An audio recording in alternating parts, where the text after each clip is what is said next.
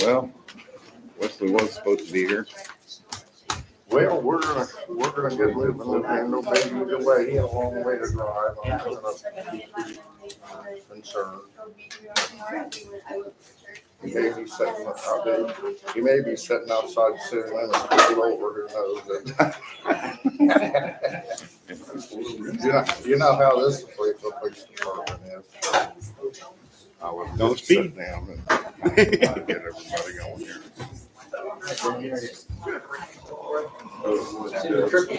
It was. Mindy, did you get that? Yes. Did you print it off? I have 6 o'clock. I'd like to bring the meeting to order, please. First thing I'd like to do is Mindy has put together a new council meeting agenda sheet, and it'll start with a roll call. Mindy? Mayor Donaldson? Here. Tim Fox? Here. Bell? Here. Tim Here. Okay, at this time, I would like for everybody to stand. Robert, would you lead us, face the flag, and lead us in the Pledge of Allegiance, please?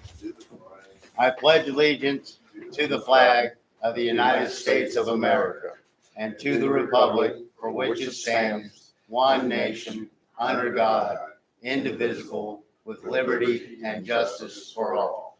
Thank you. And for everybody who remains standing, I would like for Pastor Dave to please say a prayer over this council and our government and our city. Thank you, sir. Yeah. Should I come to the front here or should I? Please, right up here where we can hear you and see you. Thank you. All right, excellent. Let me pray. What's that? Father, you are a good, righteous, just, and merciful God. We are so grateful that you have placed us in Linn Valley, Kansas. God, I thank you for each person on this council. Lord, it is by your plan, by your providence, and for your glory that they are here. Father, I just ask that you give each of these individuals a keen sense of knowing the things that are important. God, I pray that you would, even within disagreement, help by kindness and consideration be put forward. Lord, help them to work out together any issues, God, and do so reasonably and logically. God, we pray that for the betterment of our community. We pray that for the betterment of each person who lives in these walls and outside of them. And God, we just thank you that you place us in a country where we have freedoms to come to you. God, again, I thank you for these individuals. Lord, your word says that you have chosen them to be in this place. And God, you've empowered them with the ability to make these decisions. And so, God, I praise you for that. I thank you for that. I thank you for Jesus Christ, your son, who died to save us. It's in his name we pray. Amen. Amen. Thank you, sir. Pleasure.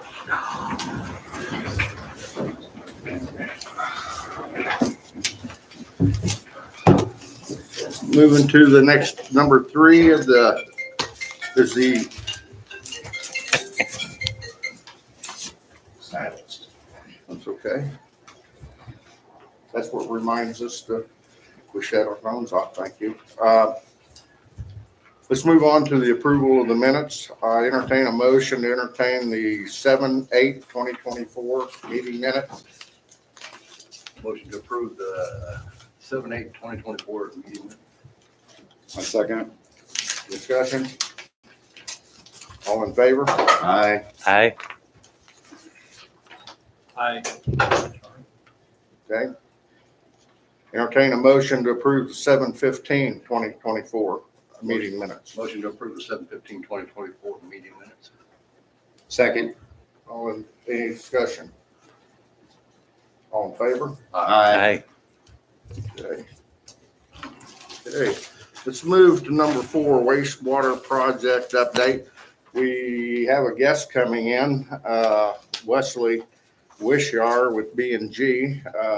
Hope he didn't have automobile trouble, but we'll, when he comes, we'll fit him into the agenda.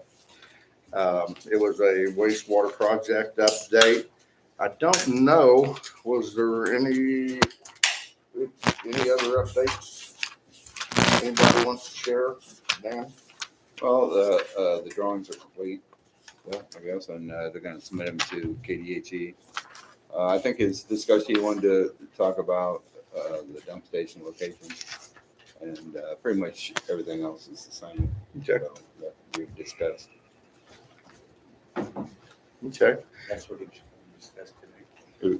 Update, he was gonna update. Yeah, he was gonna do a total update. Brad, we're gonna bring some information and stuff with him.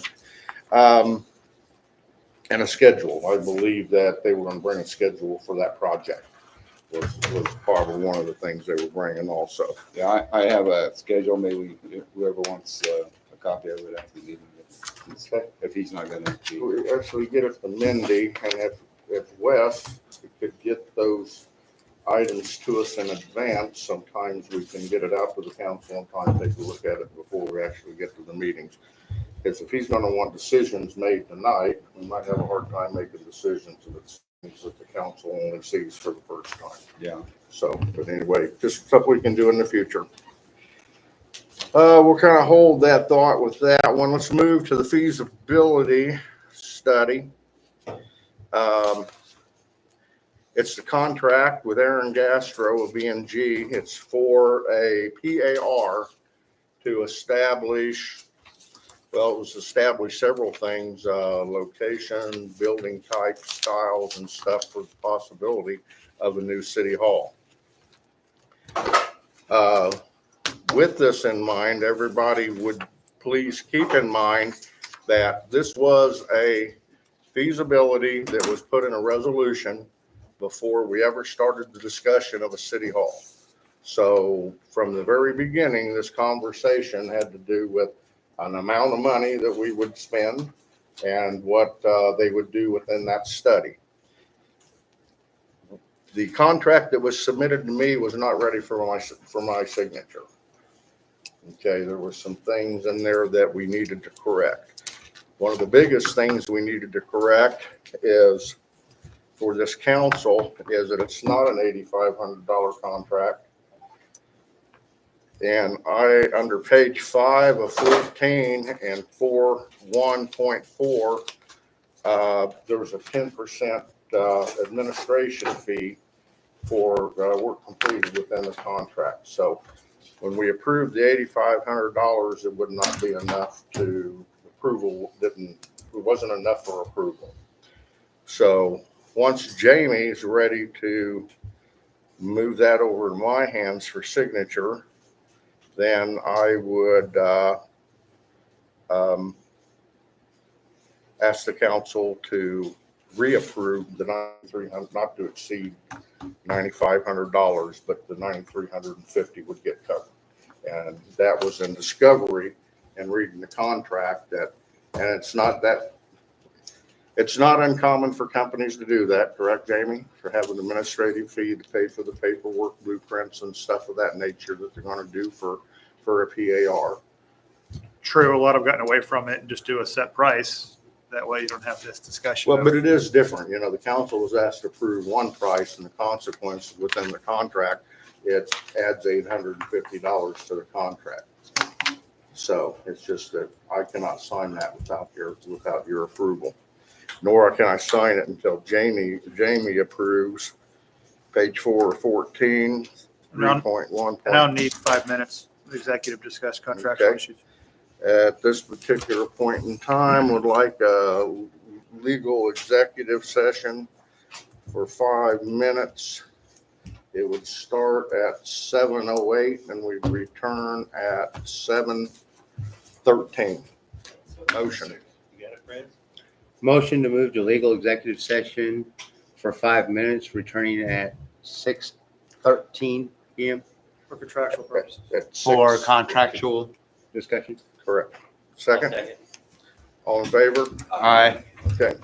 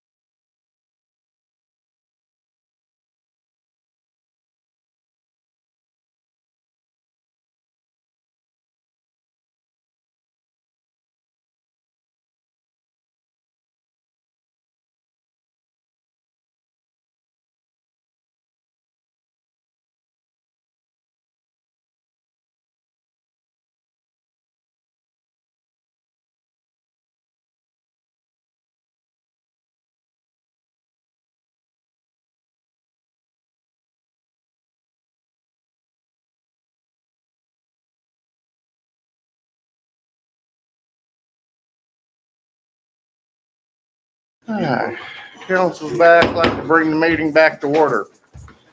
At this particular time, I would entertain a motion from the council to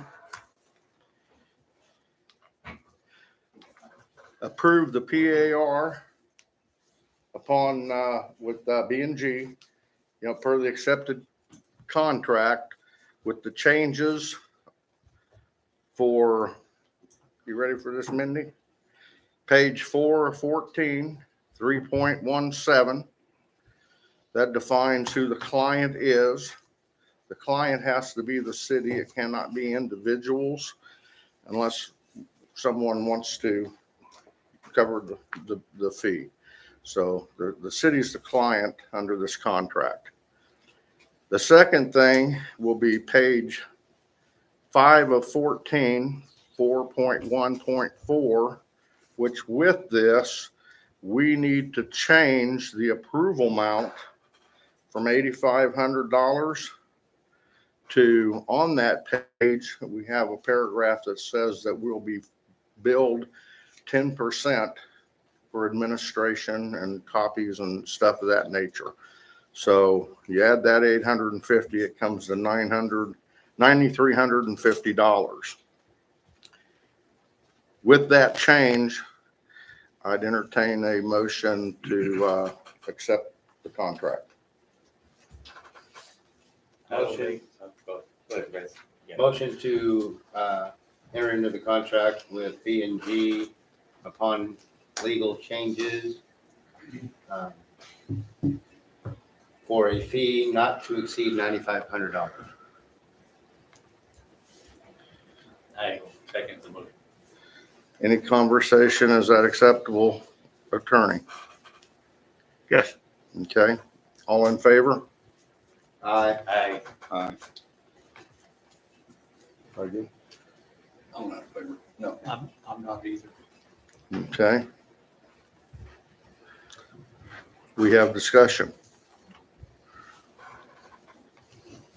Richard, I'll start with you. With me, Pardon? it's 3-2. Okay, vote made. Pass 3-2. Move on. Wes is here. Wes, if you'd step up, introduce yourself, and we've introduced you at the beginning of the meeting. Hope your trip was fine. Yeah. And Wes is here to give us a wastewater project update. Got started a little bit late. Aren't you guys, Matt? I can be different for that. But I know in a previous meeting, you mentioned that an updated wall map with the new design might be nice, so I brought that down with me. Want to go over the sanitary sewer lagoons project. Gonna be pretty short and sweet on an update, but happy to answer any questions you guys might have after that.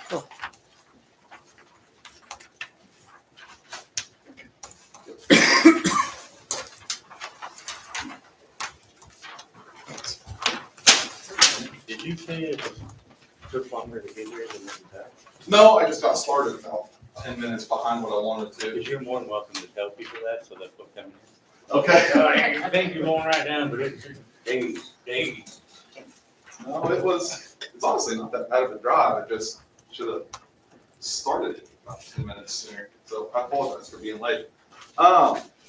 So in summary, update is final design is done. We've worked through a couple different hiccups and roadblocks on the way between land purchase, exactly where we wanted the wetlands to be. I think there's an old layout up there that I brought down on discussion with council members. We wanted to provide a little more area on that Lori frontage for the future development potential along there. So we've got a 3-cell wetland design there instead of the 4 that we had previously. One thing that's not on any of the old prints, the discussions that we had, we went with on the north side of your existing lagoon cells 1 and 2, northwest side there, I guess. That's where your lift station, dump station is going to be. So that little roundabout will be the dump station area. Large diameter manhole is basically what it is. Gravity feed down to the lift station. That lift station is going to intercept your existing force main where it comes to the lagoons. And then we'll also have an overflow line to the existing lagoons. And how we'll use those existing lagoons, give you a little bit of flexibility when, weather's real wet and you're struggling to keep everything contained in the lagoons and wetlands, which can happen in extreme weather scenarios. We're going to put an overflow in that you can divert water back into those existing cells and use that full storage to kind of backflow water and get through those periods. And as flows recede, be able to throttle a valve open, feed it to the lift station, and put it back into the lagoons as needed. So it's going to give you a little bit more flexibility and capacity. And then the lagoons and wetlands themselves, I believe there's 24 approximately acres of wetlands. That's based on water balance, so that typical precipitation and evaporation values for this part of the state, we're able to shed that water that is coming in without having to discharge. Plan set for these. This is one sheet from the plan set. There's significantly more details, lagoon details, grading plans, site plans, everything. We sent that on to Richard and Dan for review, and we can submit that to KDHE at any point and kind of get that clock started on getting their approval to move forward with the bidding process. I don't anticipate that being too big of a hurdle. I know the water side was probably quite a long wait. Usually sanitary sewers quite a bit faster on the KDHE review. I know there's been some discussion on right-of-way certifications and everything. We will have to do all that for the sanitary side as well. I don't have many concerns considering that the entire project is located on a parcel that the city now owns. So I would expect that review to be pretty quick and painless to provide those certifications for KDHE, USDA, et cetera. I guess that's kind of the quick and dirty. I've been here a couple times to go over some of the details, and everyone here I think has a little bit different level of detail, but I'm happy to provide any additional details or answer any questions you guys might have on any specific part of this. When we originally discussed this, there was a phase 1, phase 2. Mhm. Phase 1 was 20 years, phase 2 was 40 years. Yes. How does that play into this new design? So that's why we wanted to, you'll see, and it doesn't show the full property to the north. It's probably easier to see on this. That's why we kind of wanted to keep this whole footprint as compact as possible and use that land as efficiently as we can. This is the frontage off area we planned that will be a future commercial development area. This property line actually extends all the way up to the north on that fence line. Right. And there is this much property plus, I think, a safety factor of maybe even 20% that's up here. Okay. That would be the planned area for the phase 2 improvements if, your 40-year population growth trends the way that it has been for the 20-year, which is what we based our design on. And there couldn't be development on that area. either. Right. It's reserved for the lagoon zone. Right. Well, I just noticed the wetland area significantly changed size based on previous design. Yeah, it extends a little further to the north because we wanted to shift that over and provide a little more buffer zone on the commercial development area. There is still land to the north, but it is something that, any future development, lot splits, et cetera, just something to consider when you're making those decisions that property up there, that is its intended use. You guys don't want to pigeonhole for yourself. But Dan's done a good job of chasing all that down and talking with USDA on that, and he's up to date on all of those issues. So, and I think I've got an exhibit that I we sent on to USDA that kind of highlights what those specific acreages are for the phase 1 improvements, and then the available area for the phase 2 that can take place in the future.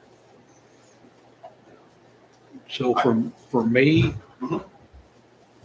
and I know I've been getting all the papers, but maybe I'm not the brightest candle in the box.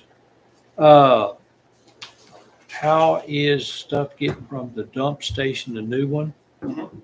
Which one, where's it going next? So the dump station will be here. Right, We anticipate trucks will come in, use this turnaround. right, We put, I think it's an 8-foot diameter wet manhole right next to that. They'll be able to pull the top, pump into, and then it'll gravity feed parallel to this access road down to the lift station there. The lift station itself is going to be, it's similar to the one you guys have down by the entrance to the so lakes. there'll be plumbing to, That manhole that the lift station sits on will receive the force main that's coming to your lagoons now. It'll Okay. also have another inlet that's from the dump station. And I sized that. I think I looked at, I'd have to see the exact, look back at the exact numbers I used, but a specific size tanker truck emptying over a certain period of time, and it should have the capacity to, it might surcharge a little bit, but it's not going to overflow, and it should be able to send your LPS flow and what's coming from the dump station up. and it's going to cell 1?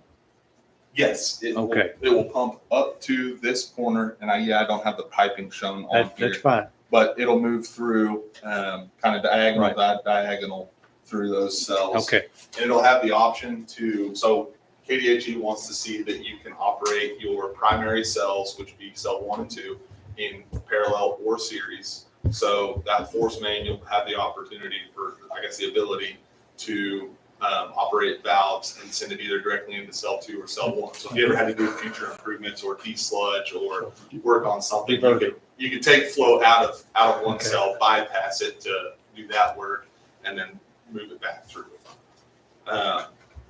And then from there, it will gravity feed out of cell 3 into a distribution structure where we've got gates set up that, depending on which wetland cell you want to divert to, you'll just open that gate and it'll divert there. And it's kind of designed to be a fail-safe. I don't think you want to make it your normal operating procedure, but it's set up so that if you discharge into cell 1, then it'll take several weeks to fill up any of those wetland cells. But if you forgot for whatever reason, it would overtop the interior berms and stair step down from 1 to 2 to 3. So it should provide a level of, I guess, fail-safe so that you guys aren't discharging, don't have an accidental discharge move through there. I know that the old dump station, it was same principle. It was gravity fed to the lift station. And sometimes there would be 2 trucks in line and the, I don't know if the pipe wasn't large enough in diameter, but it would overflow. If 2 trucks were there at the same time emptying, it didn't have time to flow into the lift station. So it overflowed, in that area. So I don't know if that would be a problem that we need to address. Currently, we only have room for 1 truck at a time to back up to the lagoon. And I think that for the sake of not overloading or, because again, one of those trucks, their capacity, is 2,000 gallons. So you double that, that's a lot of water intake regardless of how big of a pit you're going to try to produce. I don't know that we should have multiple access. I think we should have a one truck, a place for 1 truck to back up, 1 truck to unload, next truck to leave, the next truck to come in. That's how they currently do it. They do it just fine in rotation. I very seldom see them backed up on that road or both of them running up and down the road at the same time. Sure. So they're coming and going. I think that they can set a reasonable time and do just fine with just one point of delivery. Sure. Dan, was you talking about them dumping at the same time or one after and right after another? One after the other. They don't dump at the same time, no, but when they dump right after the other, they're in a hurry, they have to get out, they dump right after the other, and it doesn't have time to drain. The other thing And then they it did, overflows. the other thing they did down there, they had a box.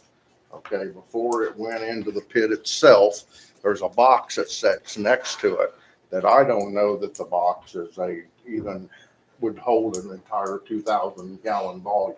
So they had to fill that box, and then it's an 8-inch pipe that would run across. So, you know, it was having to it had to drain itself. That is the one that overflowed. Yes, so, you know, we're not gonna use a delivery pit, we're gonna use the same pit that the low pressure sewer is coming through, correct?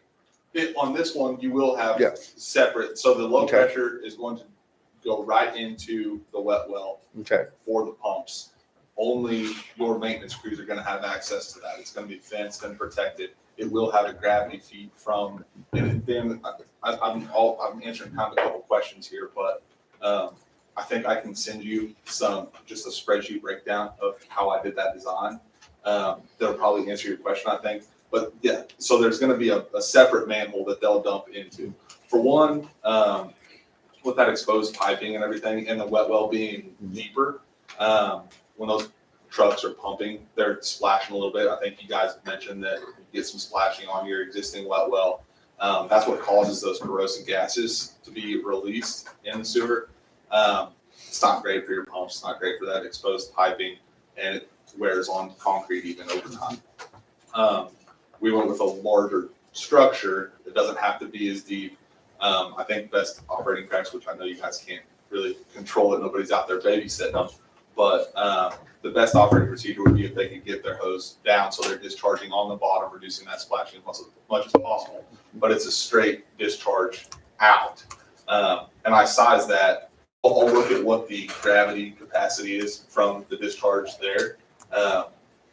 And I think I looked at a 2,500 gallon truck is what I estimated it at. And I want to say I had them cycled for 20 minutes, but I'll look at see what that is. But it should be sized enough that as long as they're not backing up 2 trucks and pumping in at the same time, they should be all right. And remind me again, You mean if it's existing, one after the other, 2,000 gallons, then the next truck comes in, pumps another 2,000 right after it? yeah, We'll be fine. it should be all right for that as long as it's not simultaneous. Your existing lift station, does it just have a single pump operation? yes, No, it's got 2 pumps. It does? Yeah. And do they operate on a lead lag? So like as water level rises, the second pump can kick on? Right. Okay. I'd have to look and see what those duty points are. But I've got, a system curve with 2 pumps operating. So when you have 2 pumps running and pumping into the same force main, you don't get, double the capacity. You only typically get about 30 to 40% for a good rule of thumb. But with the pumps that are going in there, I'm actually throwing numbers out there, and I shouldn't be. I just need to get my spreadsheet, put that summary together. I can put it together probably 10 or 15 minutes for you and send it tomorrow. I just want to make sure we didn't have an issue with that overflowing and then flowing down towards the fire station. Yeah, and it shouldn't, unless those trucks are coming in and operating in a way that they shouldn't be. It should be sized enough that. we always don't have that guarantee, so. Right. Does this dump station have a bypass? And if in an event we can't use this dump station, what do we do? Because you know what, we promote it shouldn't happen with brand new motors and drives and all that, but we can't afford for that hold and haul to be down for a day.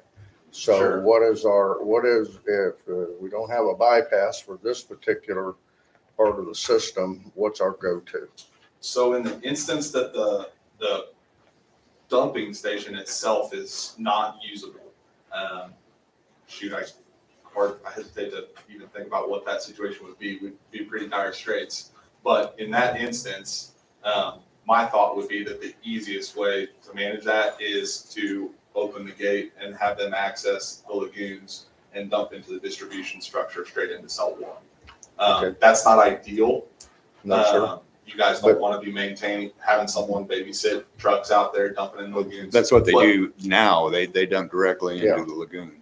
Right, So, and I don't think you guys don't want that. No, we do not.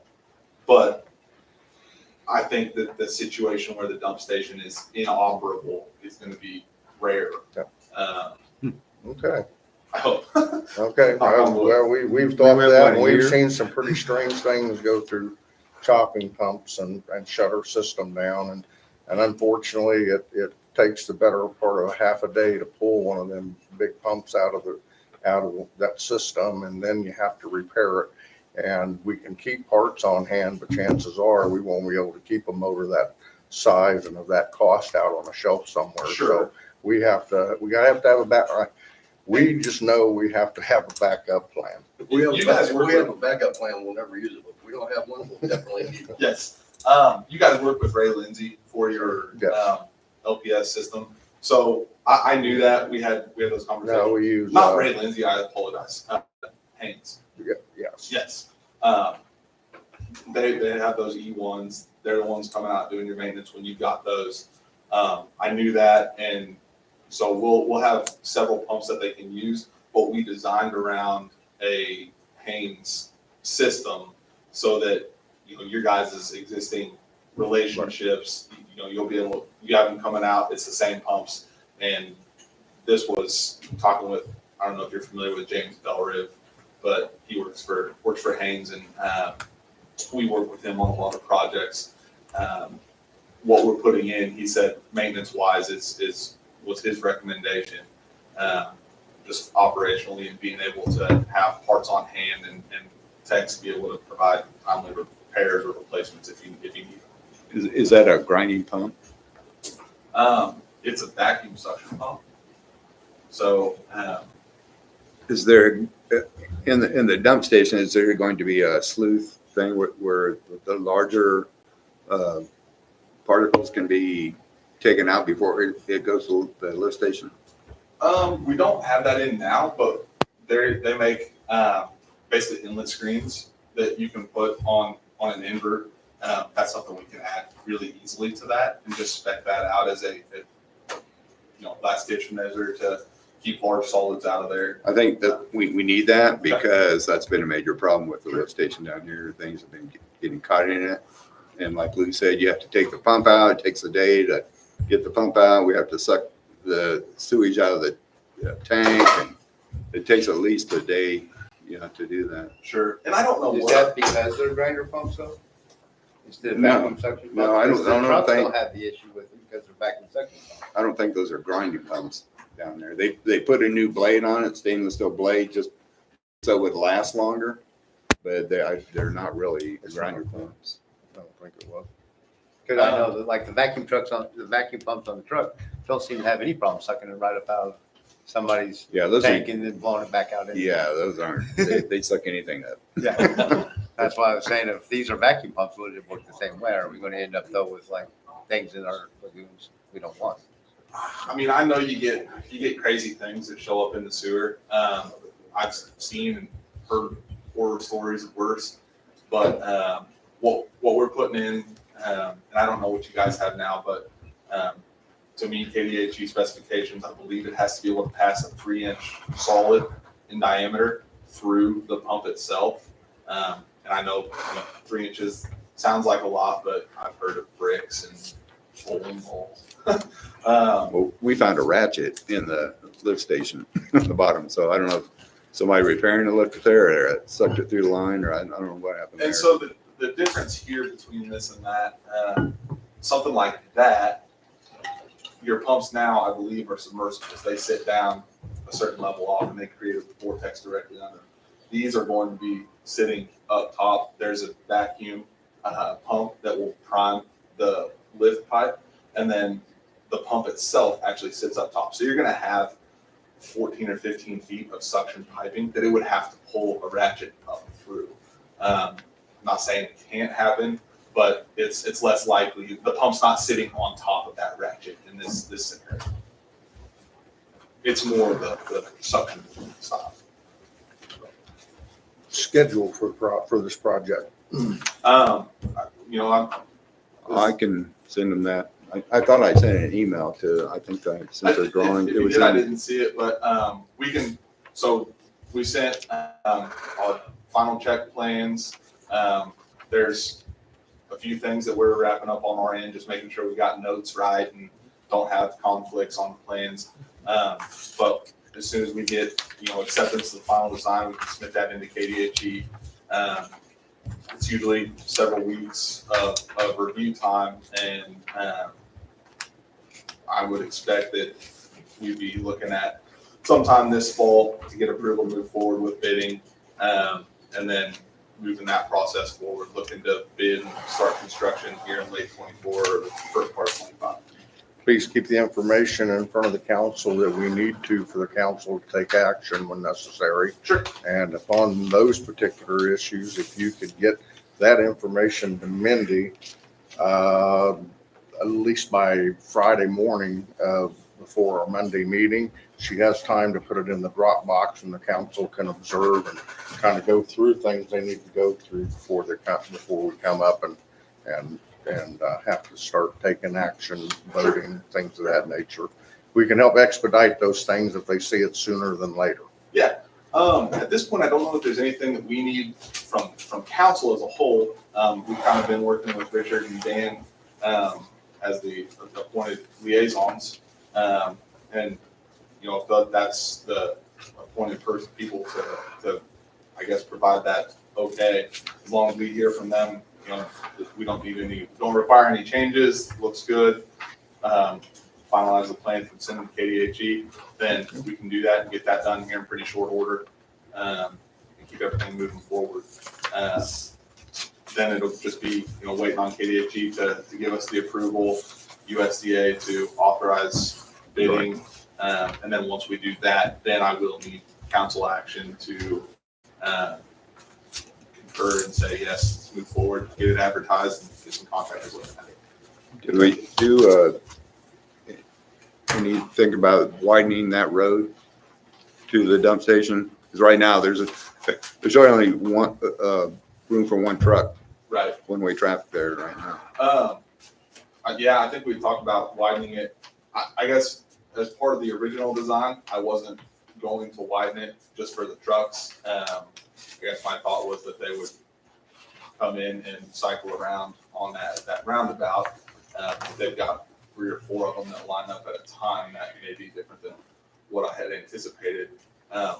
We can widen that road. That's no problem. That's not something I would want to hold up sending into KDHE for. That doesn't change the design concept or anything. I would recommend that we do have a road and highway fund. We don't use it for much because we have very few roads that we have to work on, but we do have a budget for that. And I would suggest before that we apply it to project costs, we wait till we actually get to that process, and we'll see if we'll check with Mindy and find out if in fact that's a budget line that we could use to make that road improvement. Sure. So, I agree with you. Let's not mess with the process over widening a gravel. And that's something we've got a standard detail for gravel paving that we'll use there. If we really needed to, we could have a contract. We could change order that in during construction and give us a price, or not give us a price. We'll have a price. Let's just add 200 yards of paving and widen this thing out 8 feet, and they'll have the equipment out here to do that. But yeah, we can definitely do that. I know that's something we talked about. I was thinking about it more in terms of the access for that development, I guess. If we're planning for 20 years, the POA could have 4 or 5 sewer trucks by then. If we keep growing this way. Well, we can only hope that with the new sewer lagoons will come the expansion of our low pressure sewer that will allow more people to get on the low pressure sewer and maybe fewer people to get off of tanks. We can only hope for a fair balance of things as we move into the future, because we are growing. We do put in more tanks and we do grinder pumps of low pressure sewer. Why? Because we really don't have we we don't have the expansion of the system set up for phase 2 yet. And rightfully, it's because we got nowhere to go with it. So, what the future is, I think the future could be a balance of things. We could actually save the community money, and we could put more people on low pressure sewer, which I think right now people would admit that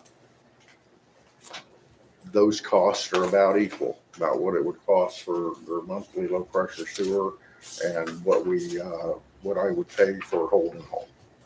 So it's pretty close. Well, the more people we can get on the low pressure system, also the more people that pay for the wastewater lagoon expansion. To help pay for that grant. So anybody, anything else, Michael, go around the room? Just one little tidbit. The old dump station, it goes away. Yes. Okay.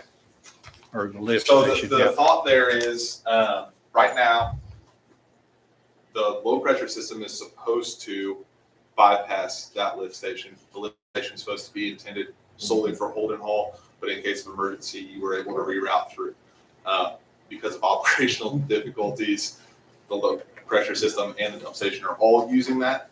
The plan is that lift station itself is going to be demoed. We'll take off, like the top 4 feet, get below grade, fill it with sand, abandon that, make that low pressure connection so that it is using the flow meter that's there. One thing I didn't touch on in detail, we're going to install a flow meter at the lift station. So the one here is going to allow you guys to totalize how much flow is being sent out to the lagoons. And then you'll be able to run just some simple subtraction on what's metered from the low pressure system so that you can accurately tell what the Holden Hall system is contributing. Thank you. That's something I've been wanting since. The past has been just we've had no way of measuring what goes where. We could estimate the low pressure sewer, we could estimate the Holden Hall, but we really didn't know. And then like we discussed, in 2020, 2021, based on water loss in this community, we were looking at 33% of our water was unaccounted for. So out of 15 million gallons, arithmetic, it's scary.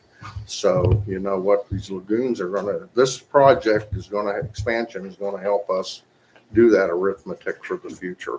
And that allows us to bill and collect appropriately. So any other questions for wastewater project? Did you get the information I sent on the desludging? Yes. The company that did the lagoons before? Okay. Yeah, so our bidding process, you guys are familiar with it. Well, we list on Drexel. They're hosted out of Lenexa, I think. But, all the contractors around here, they get an email when it's listed in their discipline. So this would be, utility work.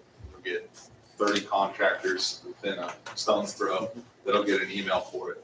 But I will send it personally to them because they said that they did your sludging before, they come up and do it again. And what I do there typically for someone like that is tell them what we're doing, what the project is, put them in touch with some general contractors and let them give a price to them. I can think of a couple desludging contractors around this area that I know will probably be interested in it, but that at least lets them get their name in the hat, and then the generals will manage the best price from their different subs. Go that route. But yeah, if they don't get notified via Drexel, I will let them know personally. Anything else, wastewater management?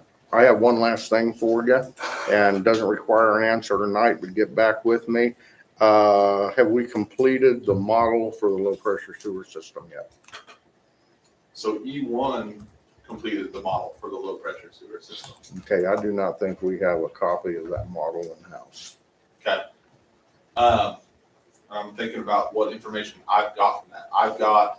It's a PDF that just has a breakdown of the different sections and how they pull together. That's the information that I use when we were looking at lift station locations and the potential for expansion in the future. I think I've got a CAD file and a map, and that that information from them. I can forward that along. That shouldn't take you but a minute. Have you been talking to KDHE about this?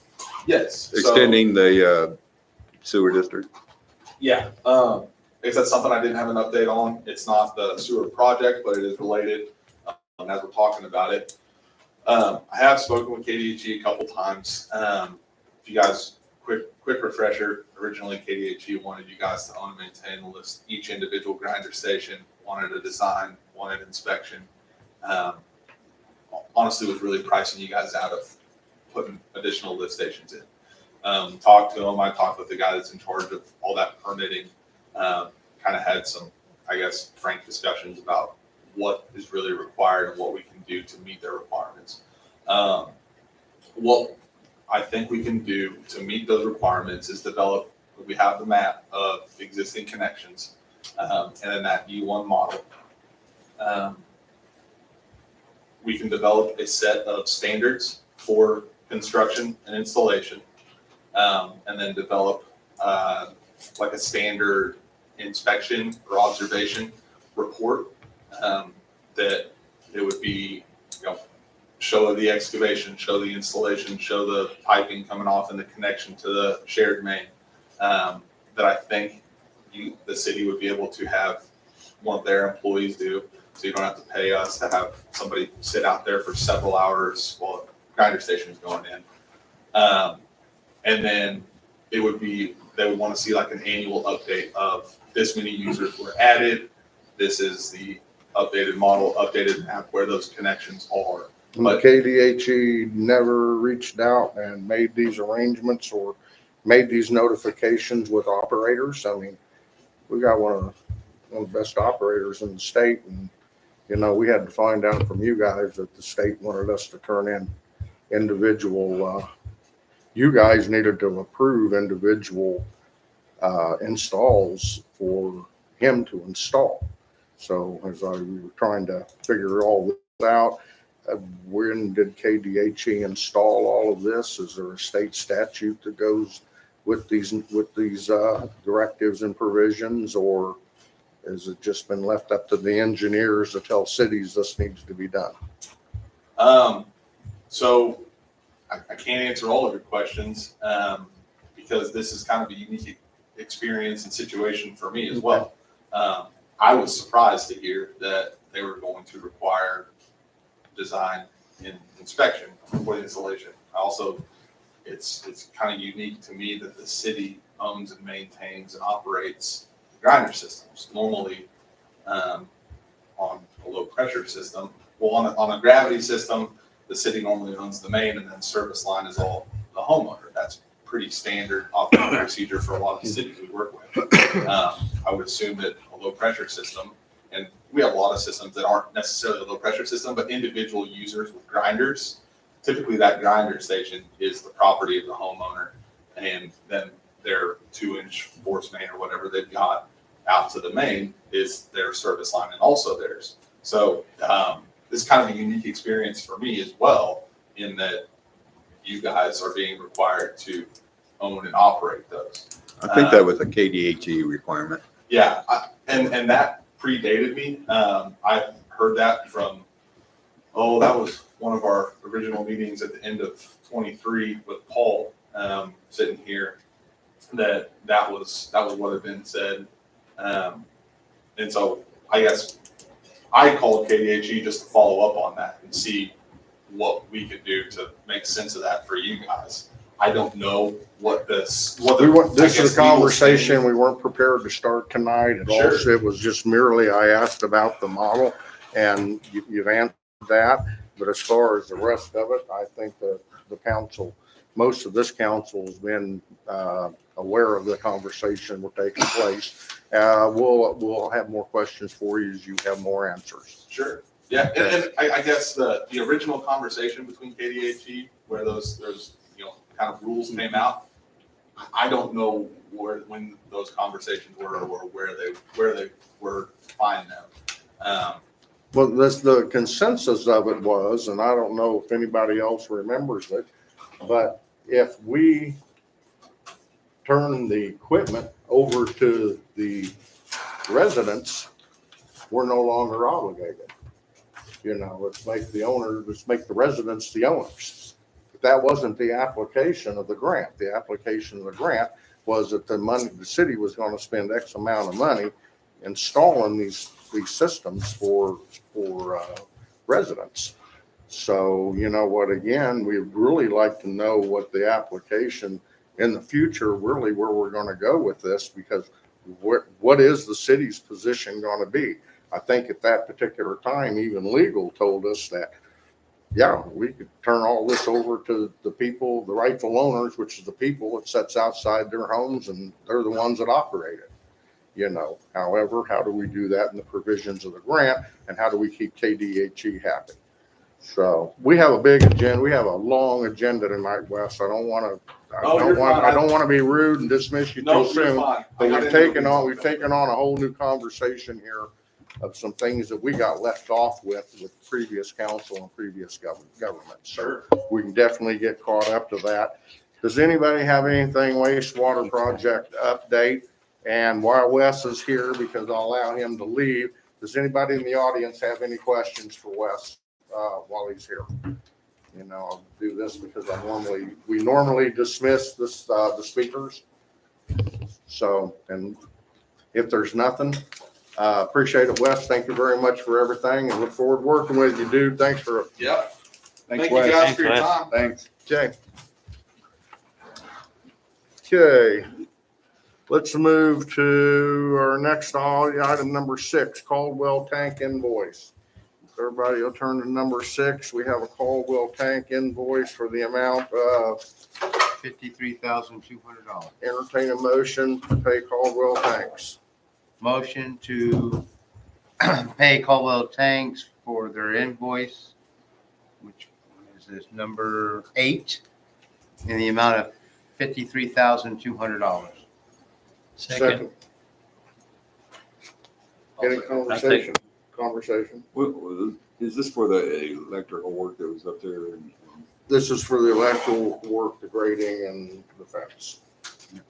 And if you'll notice on page 2, I think we still have $60,950 to hold against Caldwell Tanks. What is that for? Do you know? What's that? $60,000. That'll be their last payment of submitted when we're finished. That's when they tie it in after that's when they tie it into the Correct. main thing. Correct. Yep. So I have a motion. I have a second on the floor. Any more conversation? All in favor? Aye. Okay.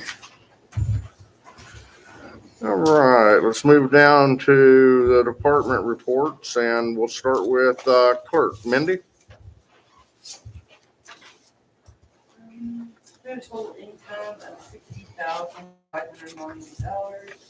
Expenses were $125,317. My total vouchers were $124,782.99. I changed the report a little.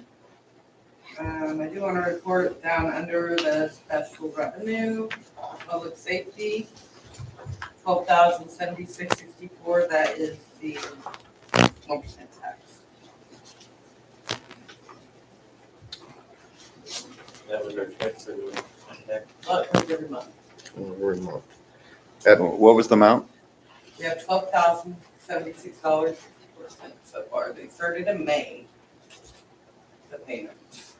Are we investing that monthly? So at the end of the, say, the year, they can buy the fire station?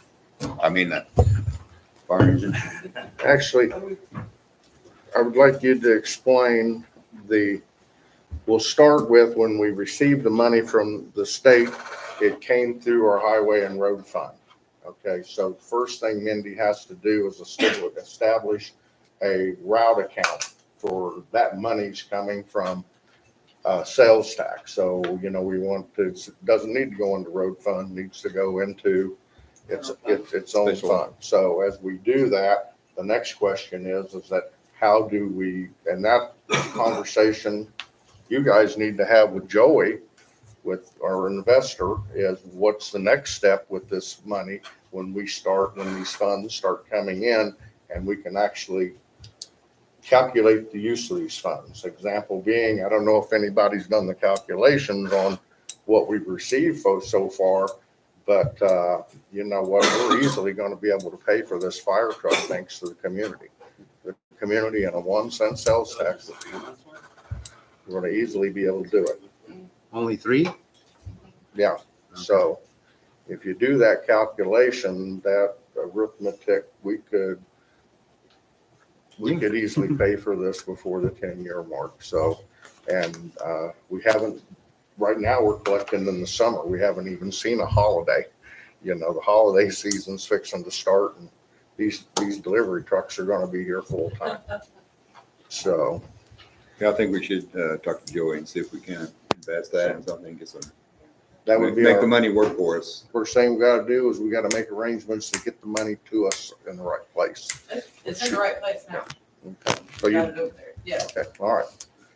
I mean, it's in the general fund, but it's a reserve fund. Okay. Like about 16K more than they estimated. Actually, What, $50,000 a year? huh? Yeah, about 50 grand a year is what it's looking like. I'm estimating between 50 and 70. So if you remember right, I came back from the state conferences and they said we underjudged ourselves, that they thought that this was gonna be a much quicker payback than we had realized, so. But anyway, we need vouchers. Entertain a motion to approve the vouchers in the amount of $124,782.99. Motion to approve the July vouchers in the amount of $124,782.99. Second. Conversation. All in favor? Aye. Mindy? I need to change the names on the credit cards. Jenny's still carrying Dawn's around. And I have Karen's. And I didn't know if you guys would be interested in like another card for people that are traveling. I think we should. It'll always be paid off. Instead of me traveling, yeah, with Karen's card, we could have a travel card, or instead of Corey traveling on his own credit card, because we have limits on ours. You know what, we have a travel card. So what I do need is I need a motion from the council to give Mindy the approval to conduct business with the credit cards and change names. Motion to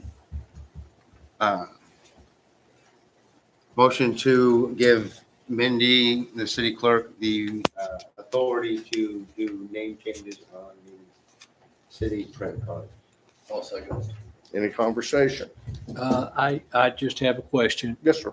When I was with the college, we, each lead instructor had their own credit card, and it was a Visa, and it was, you got points for your purchases. Mhm. Is that available to us? No, Yes. we don't need credit cards. Huh? I don't know that governing body needs credit cards. No, I No, don't just need points them. for the cards that we do have. Points for the cards being used. Oh, I know, yeah. Yeah. So, well, I'm sorry, Richard. we here decided that we're going to use points for kitchen stuff. We ordered a new coffee maker. Well, It that, won't and that's fine. That's Yeah. great. I just wanted the use of it to benefit us. work. Yeah, Okay. me and Jenny are gonna make a kitchen. What's wrong with burnt coffee? Yeah. Yeah. That coffee top won't shut off. Take it over, right? Okay, I have a motion on the floor. I have a second. All in favor? Aye. Aye. We also have on here, want to break to the council's attention, Mike Van Black, who does our mowing for us, said that he would add the water tower property, and I don't know, there's about an acre and a half of weeds there. Supposedly we're gonna have grass growing pretty soon, but he'll add that to the property for mowing for $100. So it's we need to do it. I don't want weeds growing up to the chin this year. I'd like to keep it mowed, cleaned up. Was the inside rock? Because he said something about spraying. Some of it is rock, but So it'll, everything inside the new holes will be gravel. If he's gonna spray, can we get him to spray, the road there, The fence line. the road going to the burn pit, pitch lane, What are we gonna spray there? vegetation killer. It's gravel too. Oh, for the gravel there? Can we look into that? What was his contract for mowing?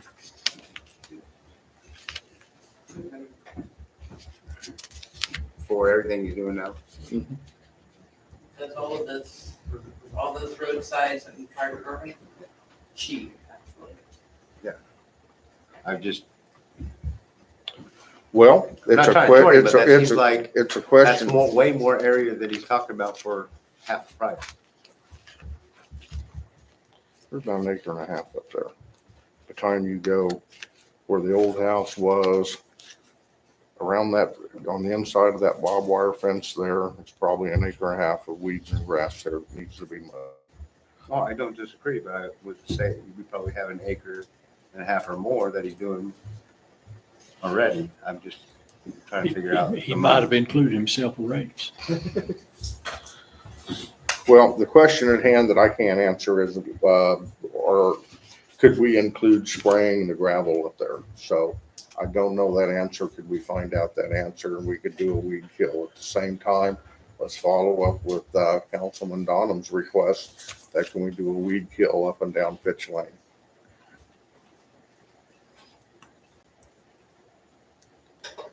The hay guys will be out of there real quick anyway, and then we won't have to worry about overspray or anything like that.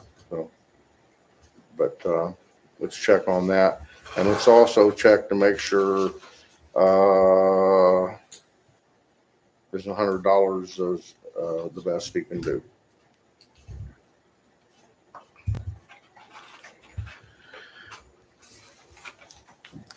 Any questions?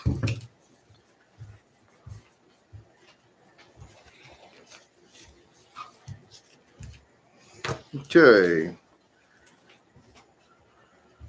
Do you have anything else, Mindy? Okay, let's move to sewer system report. I think, Wes covered most of that. That should have been, Is this Mike Page? that's Mike Okay. Page's Okay. sheet. Any questions? Okay, nuisance and codes. Steve? Last month in July, we sent out 7 certified or registered letters. And the violations, we had 2 campers on 1 lot. Tents being used for storage areas. We have 1 with grass and weeds over 12 inches high. We have 2 non-tagged or not registered vehicles. 2 campers on the same lot with the structure. 1 working without a permit and 1 held storage container. Most of those are being followed up with citations. We've got no response from the owners. On building codes, to date, this year, we've had 150 permits submitted. Out of that, 134 were approved. Still got 96 open as of the end of June or May. We've had 50 inspections this last month. Some of those went up by 10, the number 10, because we had some new skid sheds that we were able to make them full permits. 1 lock clearing, 5 culverts went in this last month. 1 concrete patio slab, 2 fences were part of that. So year to date, we've had 269 inspections completed. That's good. Any questions for Steve? I was reading your report, and I believe to date we've had 30 concrete sewer holding tanks. And to date, last year we had 18. So we've got almost double the amount The sewer tanks. sewer tanks.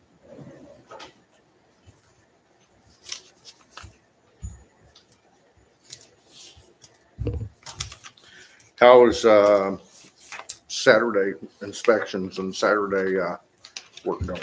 I didn't do anything this last Saturday. No, I knew that.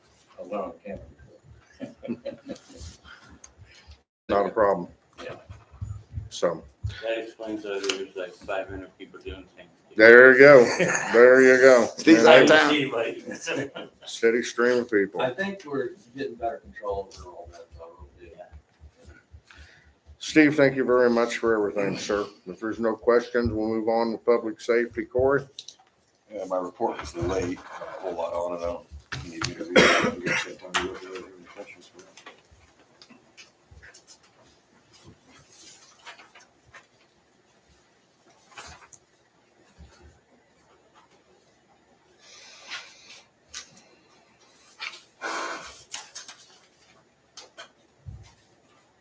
Any questions?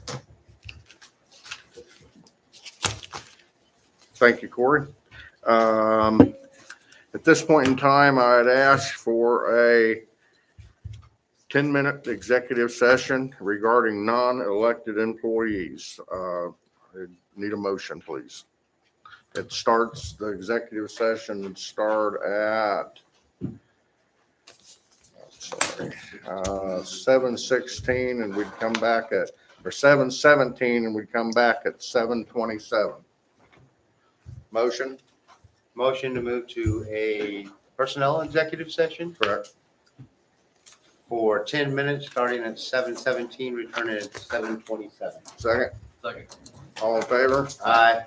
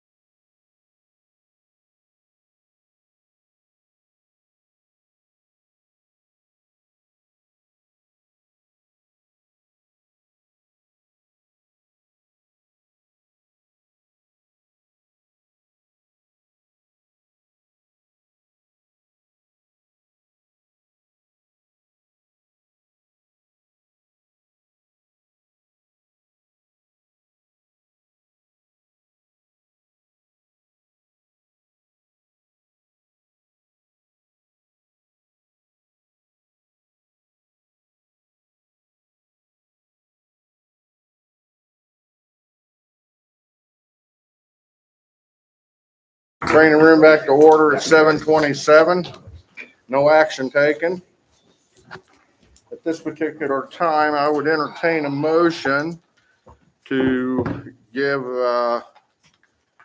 Jenny, our Building and Codes Administrator, a $2 raise. It moves her from $18.63 to $20.63. I entertain a motion, please. Motion to approve a raise for our code administration clerk of $2 per hour from 1862 to, or 63 to 2063. Second, I'll second that. discussion. All in favor? Aye. Aye. Passes. Effective August 1st. Effective August 1st. Okay, with that, I want everybody to know that January we'll do evaluations. It had been suggested that we also have our employees do a self-evaluation. Should we make that September 1st since we're already past the August 1st date? Or, Yes, so go ahead, amend that to September 1st for the raise. race to start. Go ahead and remotion it. Okay. I'd like to remotion that, please. Motion to approve a raise for our codes clerk administrator from $18.63 an hour to $20.63 an hour, effective September 1st. I'll second. All in favor? Aye. With that would be evaluations. Next year, we're going to set a pay scale for the city. I think we've talked about this in the past, but we're going to attempt to set a pay scale for all the city employees. Good news and bad news. In my conversation with other cities, some cities of the third class don't even have building and codes departments. Some clerks make more, some make less. So as we set our own evaluator, I hope we can be fair about it and our employees know we care about them enough that, we don't lose employees to other entities. A good example, there are cities in the state of Kansas that are setting up a 4.5% COLA along with a 4.5% merit increase annually. That's how scared they are of losing valued employees that are being taken by other communities and cities and governments, that has the pockets to pay more. So we're going to do our best to keep up and try to be as efficient as we can with the public's money. Thank you. Okay.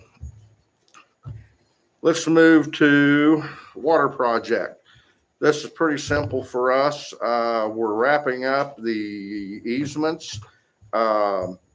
Mindy, would you go ahead and give us an update? You about got all but one or two easements wrapped up for the water project? I think I have two that haven't responded. Two have to get additional signatures. Okay. So Okay. And then we had a letter out to the POA to Darcy. Do we have any updates on that? I'm working with legal? Darcy. He wants to dot his i's to make sure on a few things. Okay, very good. So again, the water project, B&G is waiting on us to complete a few things here and these easements. Mindy's working on them every day. She's going out talking to people. The people's coming into the office to get these easements signed. And anybody in the public that happens to have one of these easements letter, please reach out to Mindy. Let her explain what we need from you. We just need permission to run a water line across the corner of your property. Okay, any questions, council? Okay. All right, let's move to the Project report. progress report. Number 8. We have project reports, but we moved down to the new city hall. We took care of the PAR with B&G already. That was the key thing that I had with, new city hall conversation. Okay. But with that, let's, I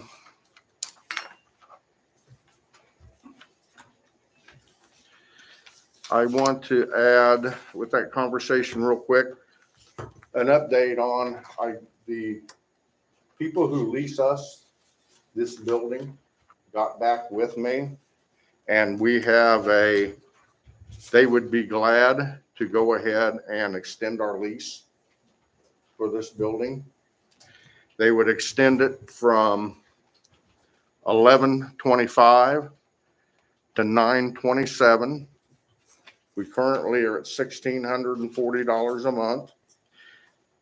It would cost us $1,805.27 for this new date.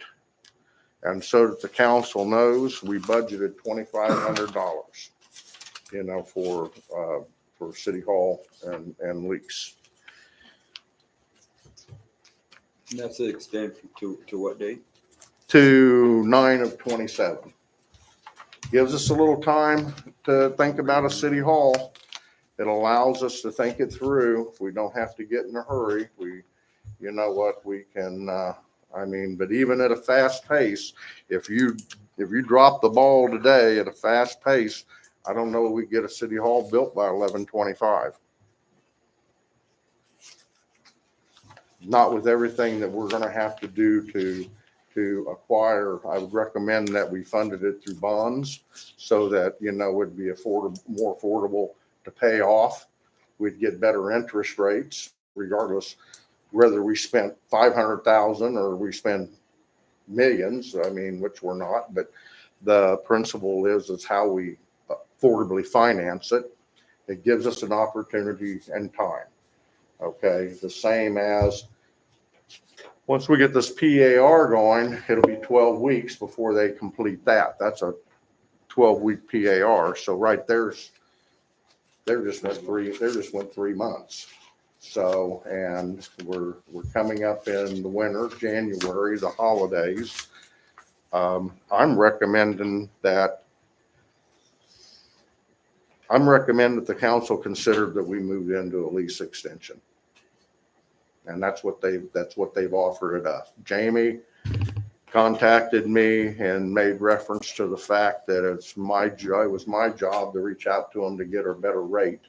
And I did. However, they haven't responded in a positive manner to me that yet, but I've asked for a better rate than a 10% increase.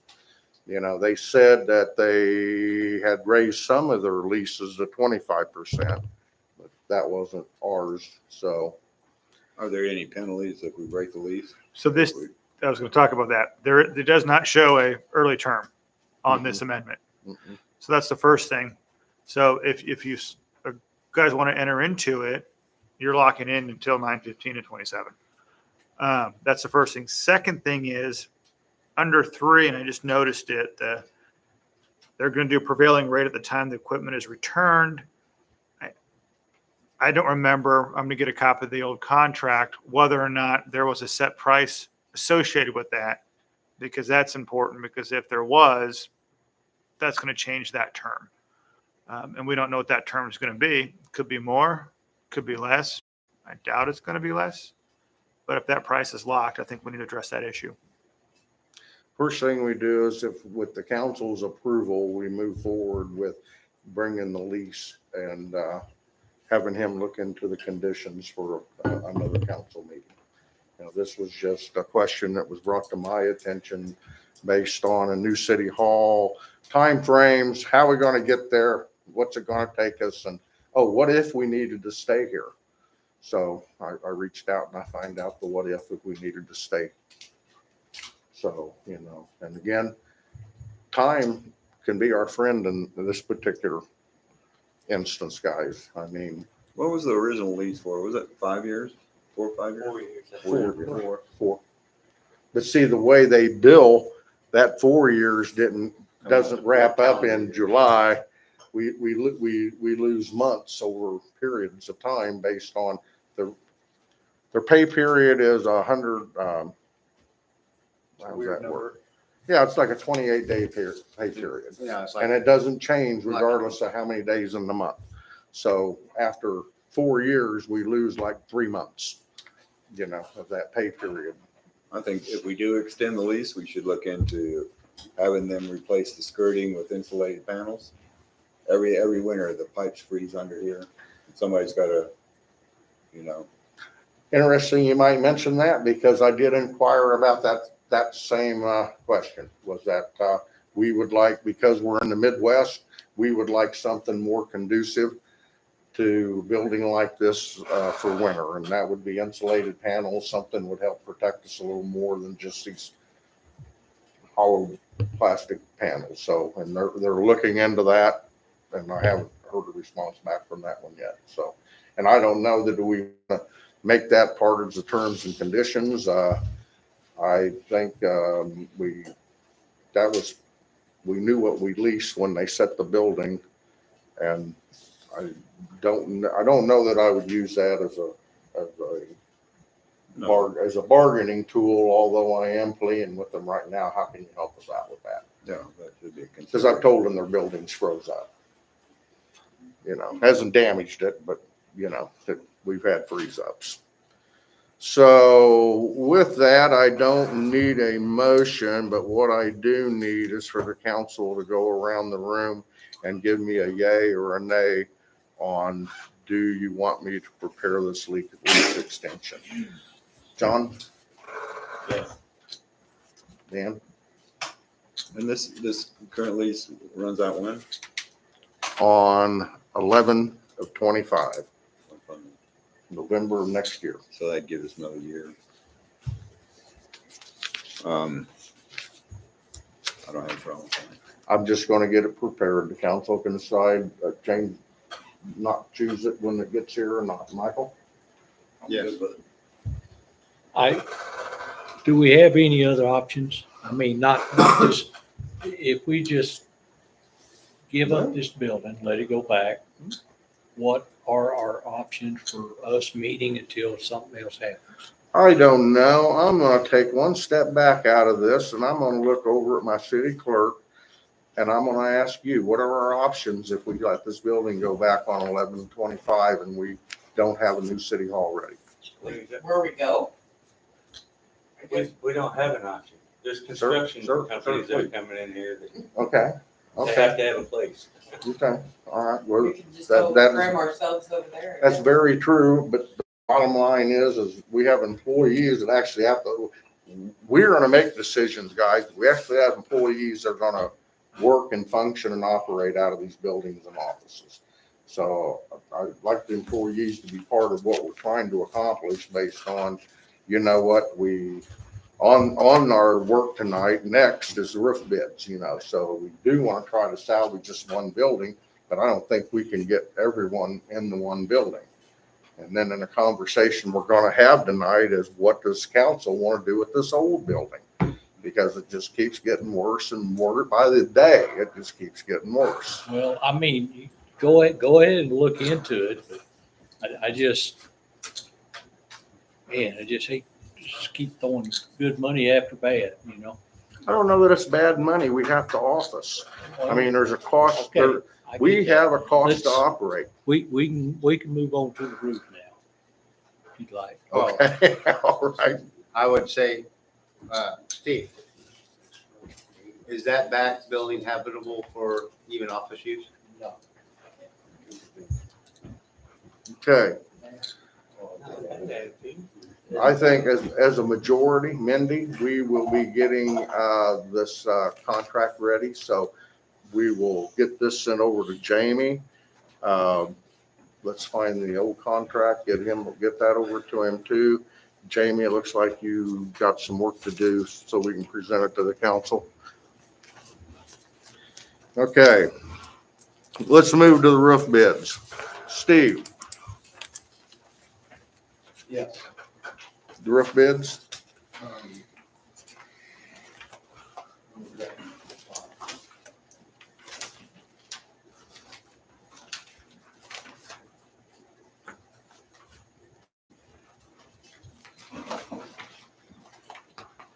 one, we've stayed with the same four proposals from different companies that are all licensed and registered down here. I think the best estimate that we had was to JC Custom Services. That came in at 10,000. I think in the last conversation that the council had with Steve, the council wanted reassurance to the contract to, in fact, that we get into the fascia or the soffits of this and it's rotted. How do we take care of it? Does the contractor replace that? That was the question the council had in regards to this specific contract. Two of them said they could not come up with a price if they did run into something without doing core samples, et cetera, to see what was underneath their JC Custom Services.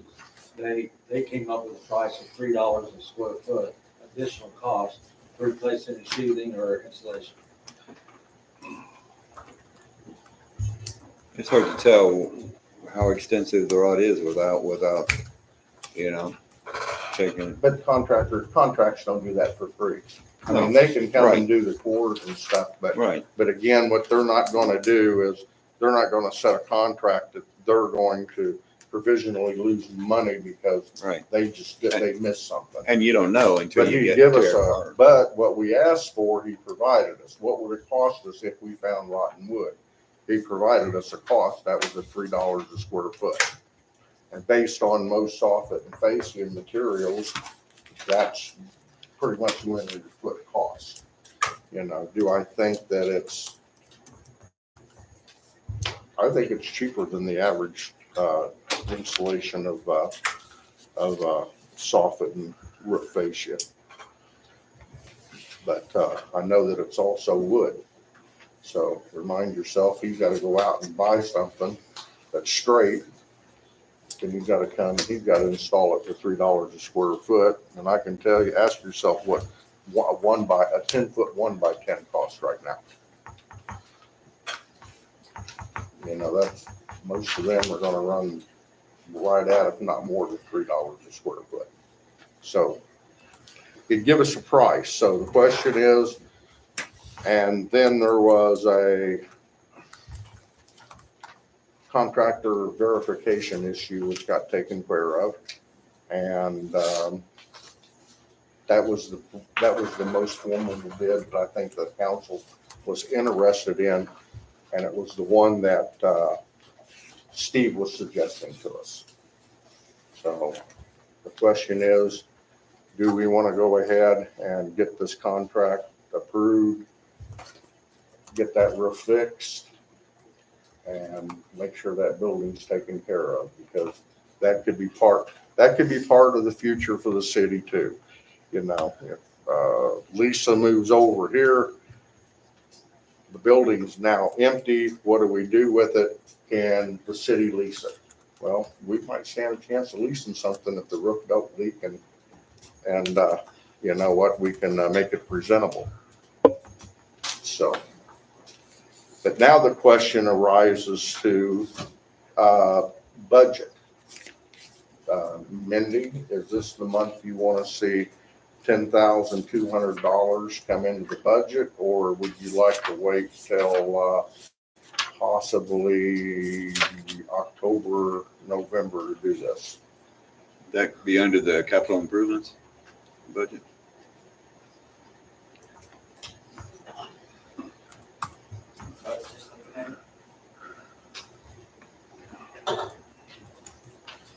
And I think we have to make it more than that. Well, I think we're gonna have to, but we have to, first off, you approve the amount of the contract. You know what, he's giving you an estimated cost, but that estimated cost is upon needed. An example being, what if he was doing a house and never had to replace a piece of wood? So he would have worked up a linear foot price for you, and he would have never had to use it. So I mean, I believe that if we get into rotted wood, it's going to come as an extra. Does anybody you're a contractor, Corey, do you see that how we can handle it any differently other than to pay somebody for a total replacement, and we'll pay him less if he doesn't replace it all? Well, no, what I'm saying is, the total he's got listed here is 10,357. And I'm saying, shouldn't we, It's probably gonna cost $11,000 if we've got rotten wood in there like Corey suspects. right, that's what I was wondering is, should the number look closer to 15? Just so that we know we cover. No, I won't go that high over. I won't actually go that high over it. I would actually would probably accept not to exceed 11,500. Is that what change If you were to do it, I mean. Mindy's estimation on And Wayne? then if it costs more, we'll do a modification or adjustment to the contractor payment. I mean, it's just a suggestion. We're talking about whether or not that's going to be bad and how much needs to be fixed. Why don't you price it out, what it's going to cost for a full replacement? Just so you have an idea of where that can go. That's going to be easy for him to do. He'll just use the Eagle View. And he can do it in a matter of minutes. And I would assume he's already got the Eagle View done. I agree with that. Sorry. Do we use that building for anything at all back there? Oh, you mean the one in the back or the Yeah. one next to us? The one in the back. No, it's not. It's been used for storage, and depending on what's back there has gotten wet. Well, it's, if you've ever walked through there on a rainy day, then you know that roof is leaking and that ceiling is about ready to collapse too. And I have an idea that it's leaking between that building and the roof. So you don't know if it's in the siding or if it's rotted, that siding. We might want to go ahead and, since we're not using that building, tear off that roof too and get that taken care of. Okay, so I'm confused. Which building are we looking at? The This building courtroom? right here, and then there's a walkway that goes to the building in Okay, the we're back. not talking about the one back there. Are you talking about the mod thing? I'm talking about the walkway between the two buildings over here. This right here. Yeah, Breezeway. Okay. yeah. When it rains, it Oh, pours. it gets wet, yeah. Yeah. So it's leaking right there at that connection, I think, between this building and the roof line. And I don't know if that siding's rotted by now, since it's been leaking for years. So I don't know if we should go ahead and tear that roof off and make sure that, that siding and everything is okay too. First off, that roof was going to include the transition. They were going to fix the transition from this roof to the breezeway. Okay. The breezeway, once we remove that building, do we have a purpose for the breezeway? And if we want a break area for the employees, maybe we put a canopy or put something out there for the employees. But I don't know that if we get rid of the building, there's no purpose for that breezeway other than the old wooden handicap ramp. Yeah. So what he had mentioned was what we need is a total tear off and replacement. So what you would ask of the contractor is that we don't want a price per foot. We want a price just to strip it, gut it, tear it down, and replace the whole thing. So then along with that, I want you to go ahead and have them add the cost to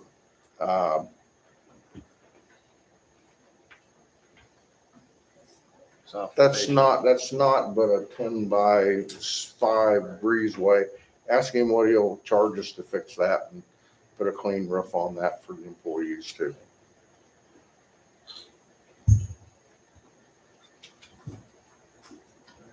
Are we missing anything, guys? But with that, let's go ahead and real quick talk about the old building back there. Again, we believe that we know somebody who could remove that building right where it's at tear it down, put it in dumpsters and make it go away for between 8 and 10 grand. As we talk about budget, where does this fit budget? How does this fit in? And if not now, when or what do we want to do with that building? That's not a can we can keep kicking down the road. You know, It's gonna collapse in on itself. it keeps looking worse and worse and more dismal and more dismal. Should we wait until we decide that we're gonna not lease this building any longer and it goes back and then we have better access to that building to tear it down? Or, you know, do it The now? guy, I don't know, guys, we're gonna have a problem with coming in here, setting a dumpster, just putting it in a dumpster and hauling it out off of the drive, you know, so again, A, can we afford it? B, are you prepared to do it? So, you know what, we can have this discussion again when we talk again, when we prepare the lease for this building. How about we discuss it again? So let's everybody start thinking about it.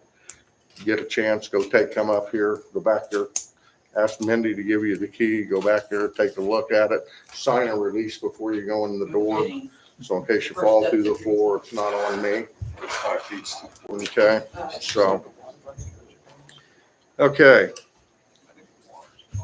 Let's move on. Let's go to, Steve, by the way, I know this has been a drag out pain in the hind end for you, but I appreciate you working with the contractor and trying to get the best roof on there we know how.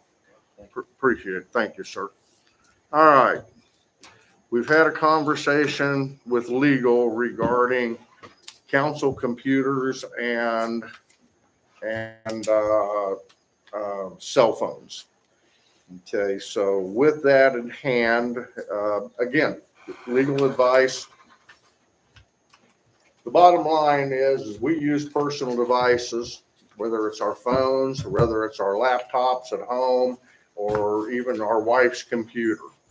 If something was to take place, they immediately can become part of CORA, part of the Kansas Open Records Act. Okay, so a judge could actually order that all of our devices be subpoenaed, and if they were looking for something that possibly that the city could have been done wrong or shady. I don't believe that's the case, but right now we're experiencing, I think people have seen some things going on with our own county, okay, with the threat of devices being apprehended and things of that nature. We would ask legal his opinion of it, and I don't like to speak on behalf of legal, so I'd like for Jamie to be his own voice here and why he's recommended to us we should probably take a point of caution on this one. It makes it clean. That's the easy answer. The simple answer is it makes it clean. So there's not an issue of having to figure out what would be subject to CORA and what would be not subject to it. So this makes it clean for everyone, and it makes it very simple, and it's the most efficient way to do it. And that's probably how it should be done. Problem is, when you talk about small cities, a lot of them don't have the funding to be able to do that. So then you get in those predicaments, and that's where the problem comes in. But the reverse is also true, the amount of time that will be spent if there's that issue. At the end of the day, those computers are cheaper than it would cost to bring someone in to go through everything to figure out what needs to be turned over or not. So it's a cost analysis. Okay. With that, Mindy, or was it you?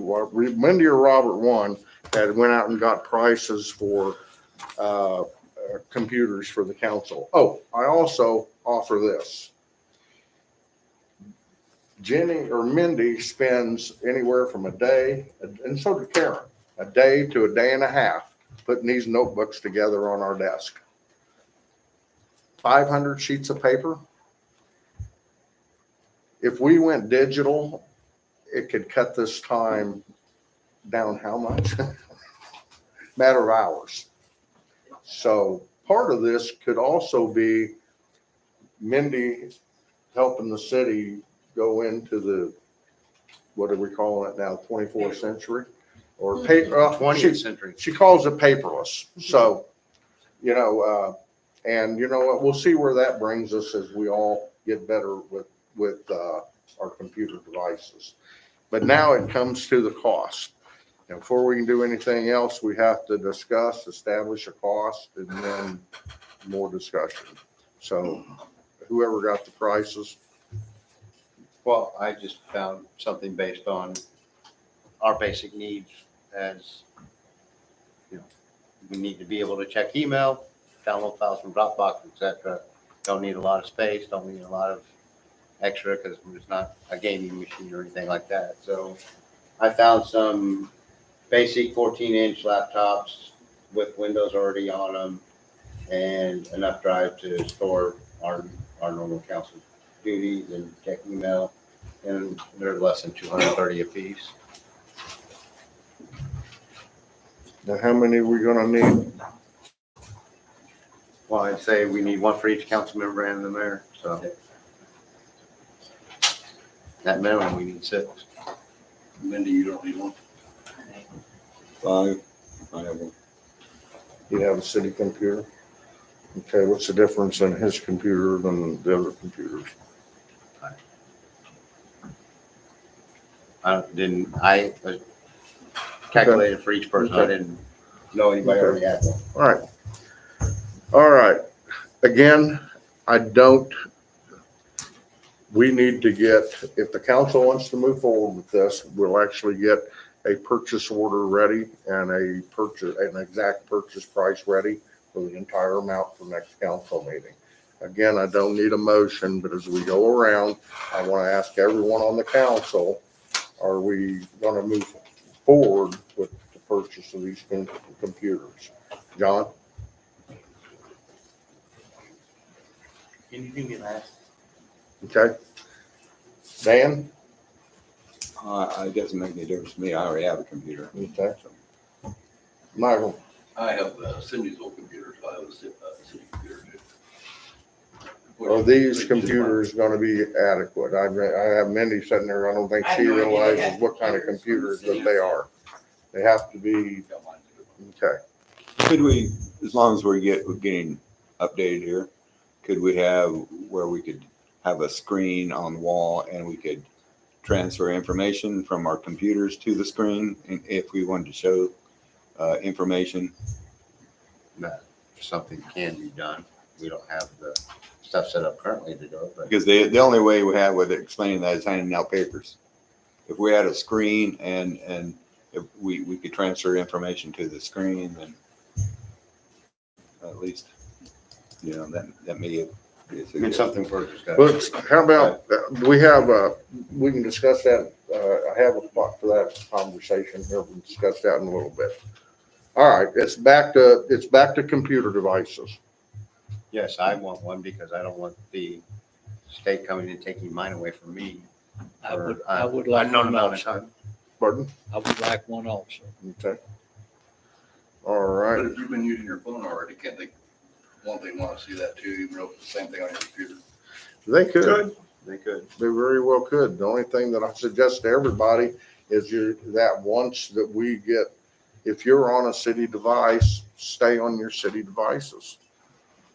I mean, they come and get my personal devices. I don't care. I don't have anything to hide. They can come and get it. You know, on the other hand, that's not going to be his opinion of it when they come to take something from me, but it's all part of that. Mindy, what I'd like to do with this one is I'd like you to get with Dan, find out what he's using. I'd like you to get with Michael, find out what device he's using. Let's make sure that they all tie into what we're doing together. Because again, I thought our goal was we're going to take these books off of our desk and we're all going to put laptops in front of us. So instead of following 5,000 pages of paperwork I have here, she's going to teach me to do this off of a computer screen, and voila, I lose paperless. So I think let's look at that before we go any further, other than I needed John's answer. Yeah. It's the way, I'm worse than Lou when it comes to computers, but We can blame her. If something goes wrong with it, we can blame her. Okay, then I want to be virtual. I'm not at the kitchen. And since we already have the Office package, the Office 365 package from Microsoft, I think we can add SharePoint onto that to make it a lot easier. We could eliminate Dropbox.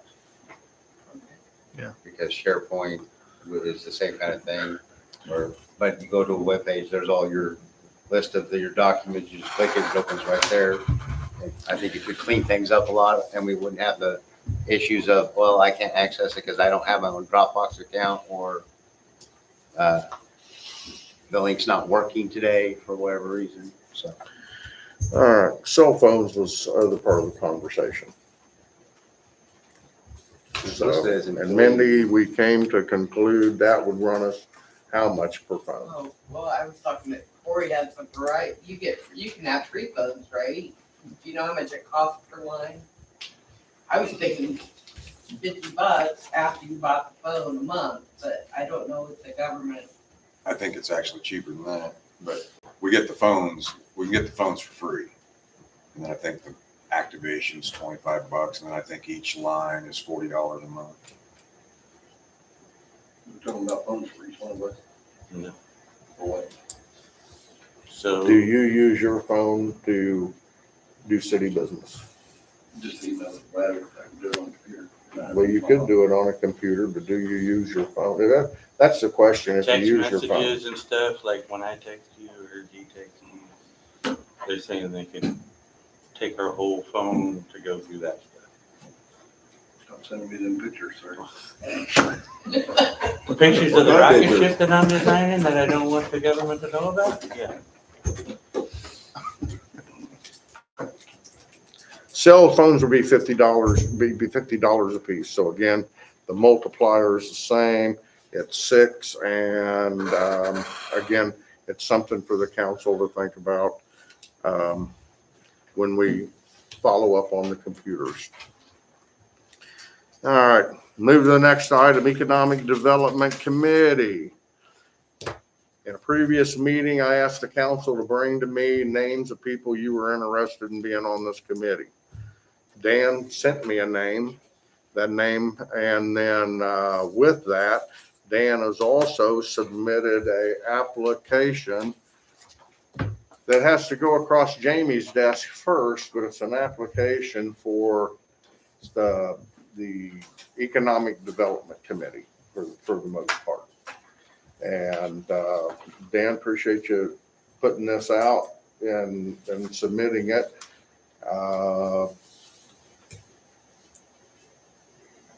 I've always had a reluctancy to asking people to have to fill out applications and paperwork and be approved just to volunteer for a committee. However, I'm just the mayor now, so I've made my recommendation. But we have a council member that's submitted this. I need legal's input on this first. And You want it now? huh? You want it now? Well, now, do we need to go to executive session? I don't think so. I mean, it's basic things. I mean, like date of birth, I don't think it's probably appropriate for a volunteer committee. If you guys want to pick an age, we can just change that, saying if people that are 18 and older, people that can vote, that's fine. I mean, I don't think you want a 12-year-old on it.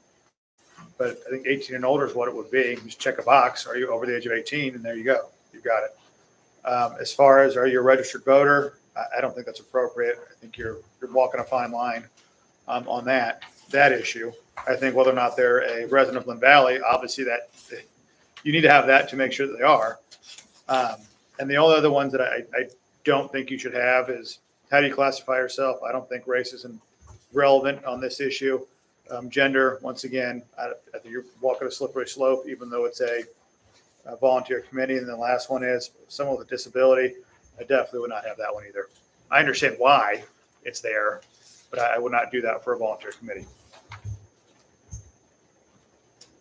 Okay, the question that I have for the council, before we turn this over to legal for changes and prepare to adopt, I need to go around the room and I need to ask the council, is this what we're going to, is this the position we're taking? Is this what you want to do is, for the Economic Development Committee, do we actually want to do a application? And again, it doesn't require a motion or a vote. It requires a yay or a nay from the council that, again, is my next step in preparing an application that legal will support and pass for this committee. And I'd like to go around the room. Richard?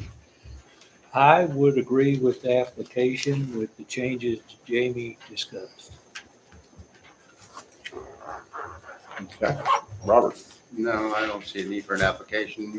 If anything, I'd see us doing it more like how the POA does the board of directors thing, where you just turn in some sort of a statement about yourself. And we can judge from there if we want to move forward with that person. I'm up for or against the application. I had one question on it. Why do you gotta be a resident to be on that committee? Well, I think you don't have Why can't you be a to, property owner? right? We might take that question off because I think on the resolution, isn't there, The resolution allowed for a one, POA member to be, POA members to be considered, yes.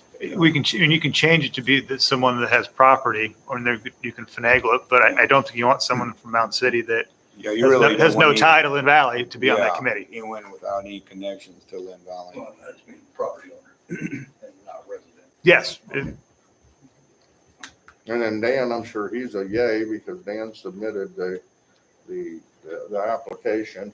And I Well, could- now that I, listen to Jamie, I'm for taking that out too. I mean, that information that Jamie suggested, isn't, necessary, I don't think. But what is necessary is to tell someone your background and your qualifications for this committee, because that is important to have some experience. Okay. John? I'm for the application. Okay. I agree, yeah. Either way. He didn't. I have three yays. I have one nay and I have one questionable.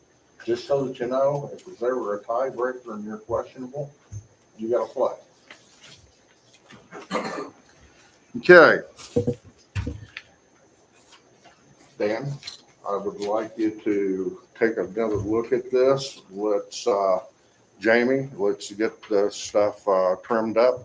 Let's get the things on here that would get us in trouble for discrimination or any of the above. And keep in mind that when you go to the voting board, when you go down to the election board to pay your money and sign up, there's not 4 questions on that cover sheet you have to fill out. So as we're asking people to do things, let's not be so insultive that what we're asking to do is even greater than how our election boards are running. So let's keep it simple and let's not violate anybody's rights.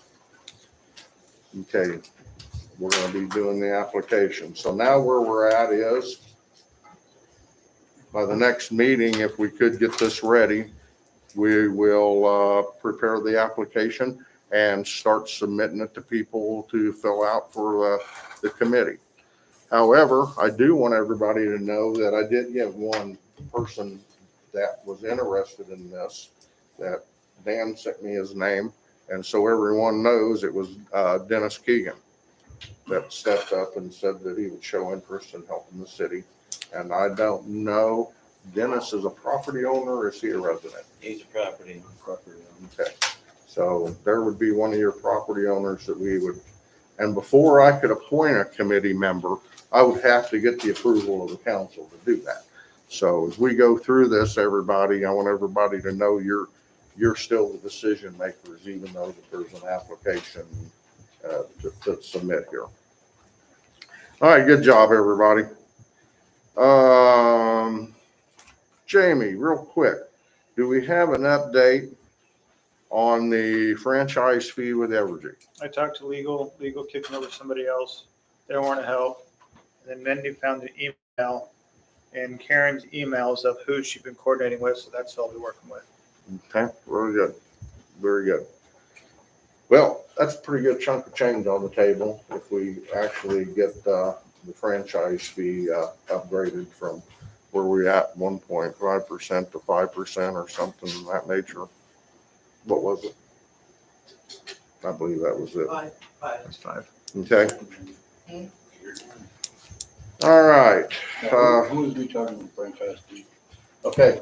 Franchise fee with Evergy, we had been Oh, okay. receiving, I'll just make sure we don't talk about people. Ugh. no. We had been receiving like, I want to say, I don't know the factor. We had been receiving a franchise fee from Evergy, a small percent of franchise fees.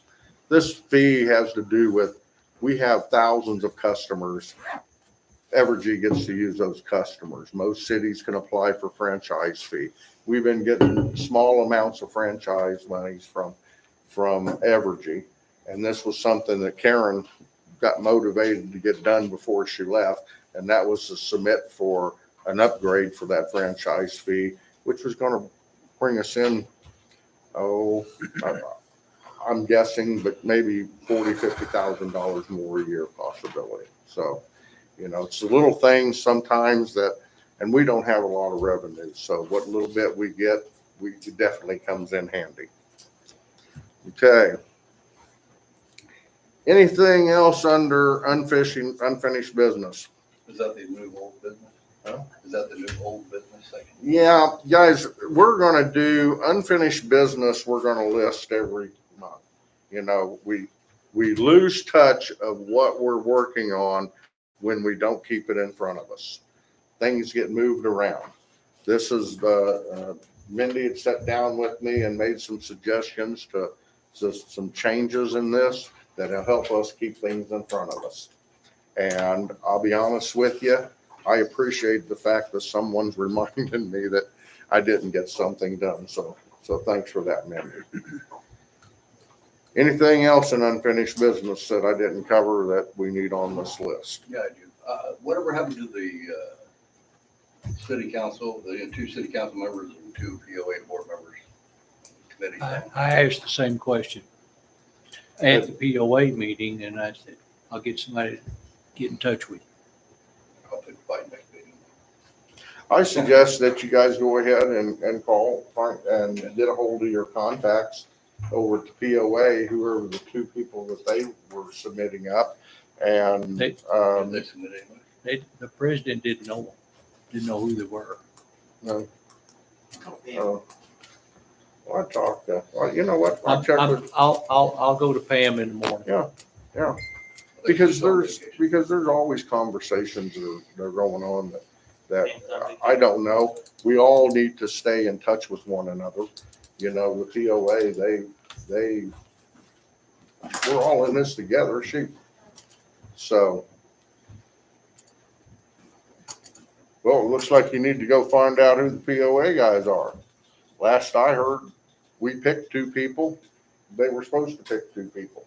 Where the last POA meeting that Saturday, they mentioned something about getting together again with the city, make it a annual thing or setting up schedule. Okay, well, I look forward to talking to Michael about that one. Anything else? Okay, let's move new business real quick. I'll start with Robert. Wants to discuss some equipment and costs for live streaming. And then I just heard something else get added to the formula, and that was going to be we need a big screen to put information on. Robert, go ahead. That wasn't part of what we discussed last meeting. But we did discuss some issues we've had with the live streaming, and it comes down to the wireless camera and YouTube and the software all just not wanting to mesh together. So I went out and did some research on stuff that a lot of the different places use and merged that in with kind of how the county has theirs, where they have a couple of fixed cameras and then they do some split screen stuff.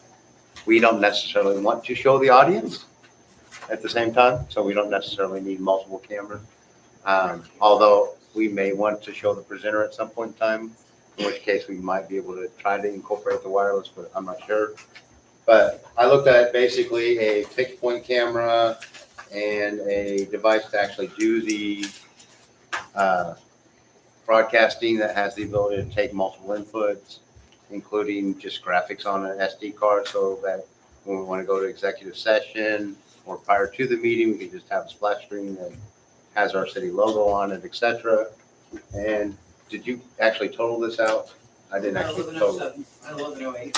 So it's right around $1,100 for the equipment to do that. And the installation would be relatively easy. Cheap.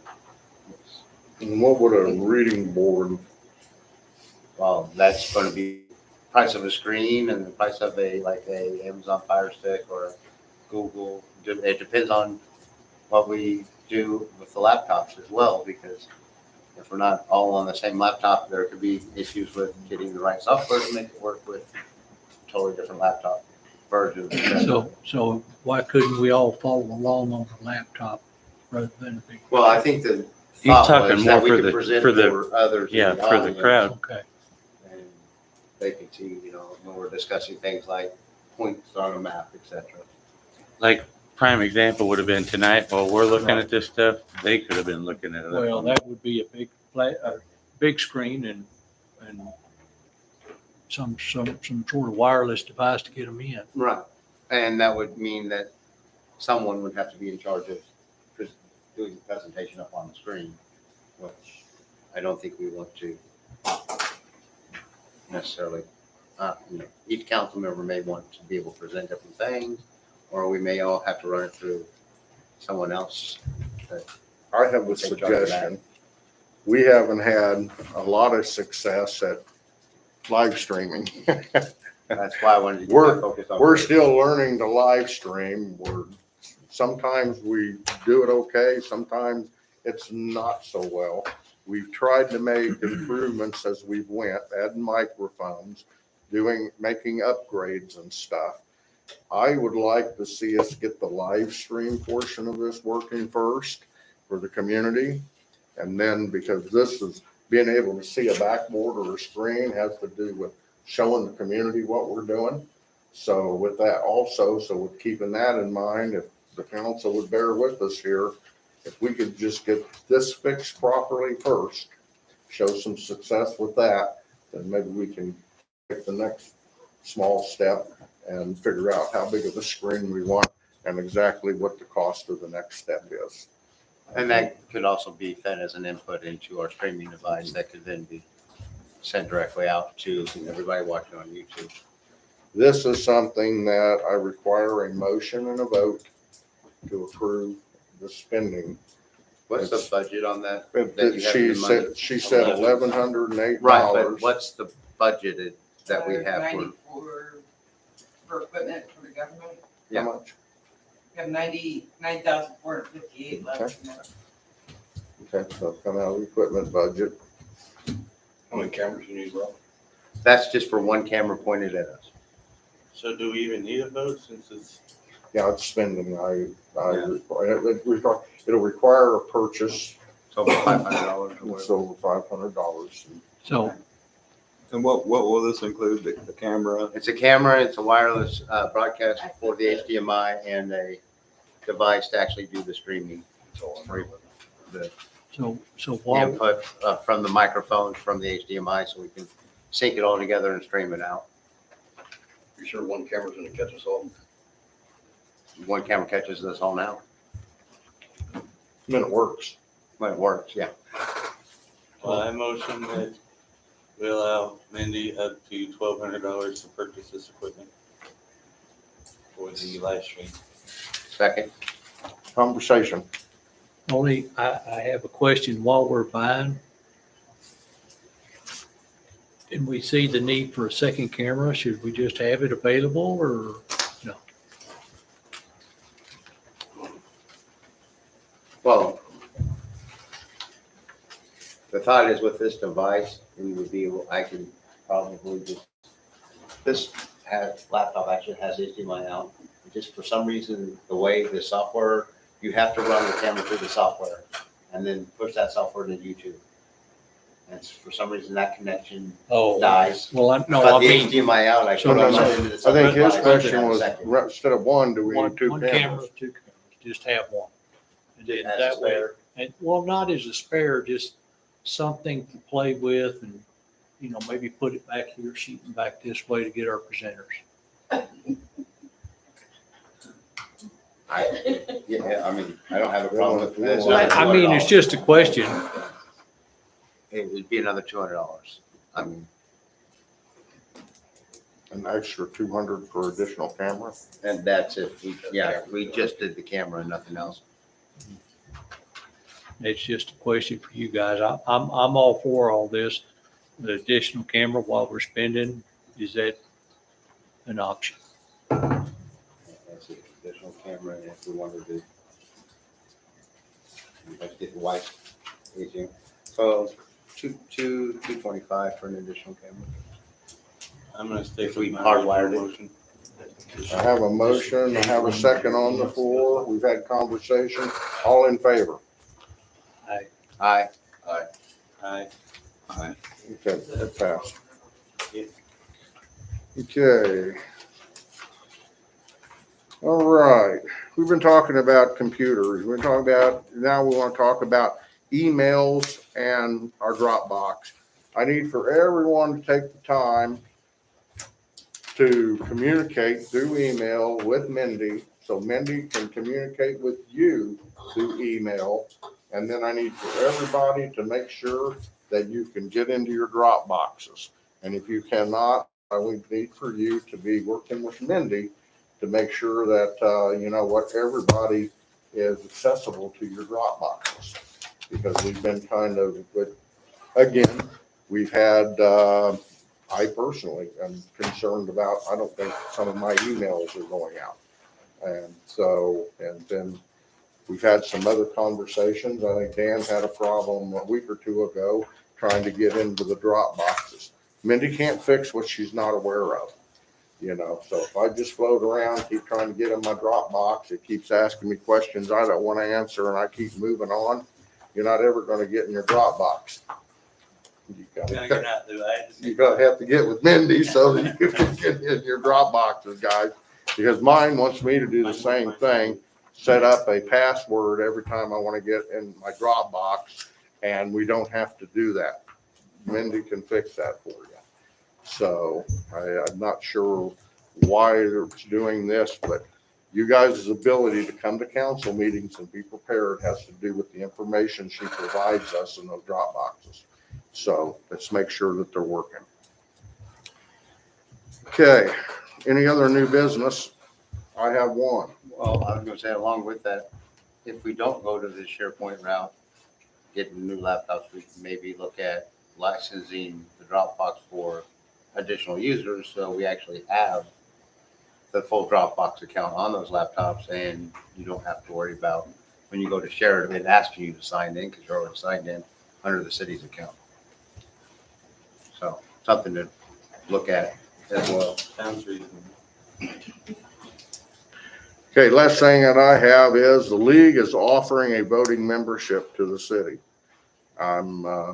Each, as we become a voting member, we are now representatives. We are members of the League of Municipalities. We use them a lot. Mindy uses them.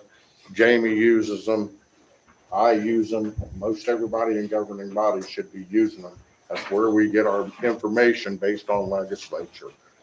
They're offering us an opportunity to become a voting member. What that does is that allows us input based on what the league is going to take to the state and legislature. Don't know what the argument could be. A few years ago, it had to do with cities of our size being able to govern ourselves. Okay, they thought that there should be an oversight committee to oversight for cities of our size. So every year, the legislature's doing something that may or may not be in our favor. Here's an opportunity for our city to become voting members. And again, this is not something that I need a motion on. I just would like your blessing before I go out and obligate myself to another task, which we're going to obligate the next person who takes this position to that task. So, you know what, again, are we willing to, is it something that you want me to do or something you want to do in the future? You know, so some of you may have never used the league. Mindy and I use them all the time. Carry So, on, man. They do nothing but good, so. you okay, Dan? Yeah, I think I'm a member of it. Yeah, we're all members. Yep. So city's a member so that everybody's aware. Okay, so we'll move forward with, I don't think they had intentions of telling me no, but we'll find out. I have new business. Yes, sir. I would just like to say it's nice to see one of our young, upstanding citizens of the community who's not old enough to vote, but is here learning a little bit about the government. Here, here. And Thank that you for person coming. happened to be my boss at Vacation Bible School this summer, so. Very good. Welcome, ma'am. You're always welcome. She didn't have a choice. No, I did not have a choice. Well, you're not, you weren't supposed to say that. I got She just sat in the car. I got popsicles at home, hon. Come to see me afterwards. What did we say was to strangers, candy? No. But he's not a stranger. Guys, does anybody have anything else you want to add? How about the audience? You guys have anything you'd like to add or any questions that you might have or anything that went on tonight that, So did I get it right that Paige is responsible for our grinder pump and out to the, is that? actually, this part of it is the city owns, it's the city owns from the grinder pump out. Okay, from the house to the grinder pump is the homeowner's responsibility, and from the grinder pump to the main, that equipment is owned by the city. But yes, Mike Page is the operator for the city. So when you call, how long does he supposed to be before he gets out there? I don't know the specifics behind it. I know that he's there, he comes in on the weekends and stuff, and, There's no designation. I don't think there's a timeline to it, but He's also the operator for several other cities. So Okay, so if the emergency thing's going off, then what? you call that number. Right, and then so it's called a different number. It's not, the number that's on there says call a different number. And then you never have a piece of paper to write it down. And it's like, not sure why that is. okay. And then how long should it be before somebody responds to that? I don't think we have anything in. I don't think there's a policy on that, but you know what? I'll be glad to we'll look that up and see if there actually is a policy. And we'll check with Mike and see if we're having, I'm listening and I'm gonna check with Mike and I'm gonna find out what the basics of his response time is and how that kind of works for him as he's operating, and see if we can't come together, and if it's something we need to improve, then we need to have that discussion. So, you know, But I've seen Mike come out here all hours of the night. yes, sir. He's usually pretty fast. Yeah. But this thing slipped through the cracks. They absolutely do. I mean, tonight's meeting is so long because there's about 9 things that we slipped through the cracks that Mindy so kindly reminded me before the meeting that, so, Oh, no. well, there we go. Here. All right. If there's nothing, yes, sir. Well, I just kind of wondered when you think they might be bringing water to the water tower?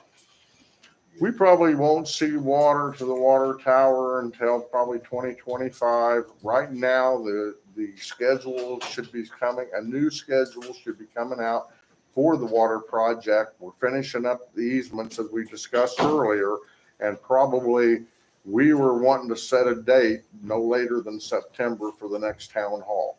Okay, and this had to do with the engineers was gonna have certain information together, we were gonna have certain information together, but I think that target date's 20 of 25, and as we work with contractors and engineers, it's with the city, as if things don't move slow enough, sometimes we have so many other calculations that go into the formula. Yes, sir. Just one other. Okay, This is a leased building and the city owns this other thing over here. that's correct. People are gonna think I'm crazy, but I'm like, does the city insure, or do we have insurance on this building from, although the leasing that we lease it from, do they hold the insurance on this building in case next spring a big tornado came through here and took out both of them? We lease the building, but The city has their they lease- insurance. But we have, We're in. so then if there's something like that happened, the insurance could help pay for a new city hall. More, yeah, well, So what Probably do you, thinking it's gotta take What our are you old saying here? buildings with it, Mike. Well, But this one would be paid for, and that anybody that got hurt and everything, but insurance would replace everything. yeah, Yes, sir. well, Insurance, the city's required to insure everything. well, just, stranger things have happened. I tell you what, you showed me your money. I'd like to go ahead and motion to adjourn. Motion to adjourn. second. All in favor? Aye. Adjourn. Thank you, guys. Appreciate it. Not mine, his. Wow. I'll take it with me, because I gotta go. He literally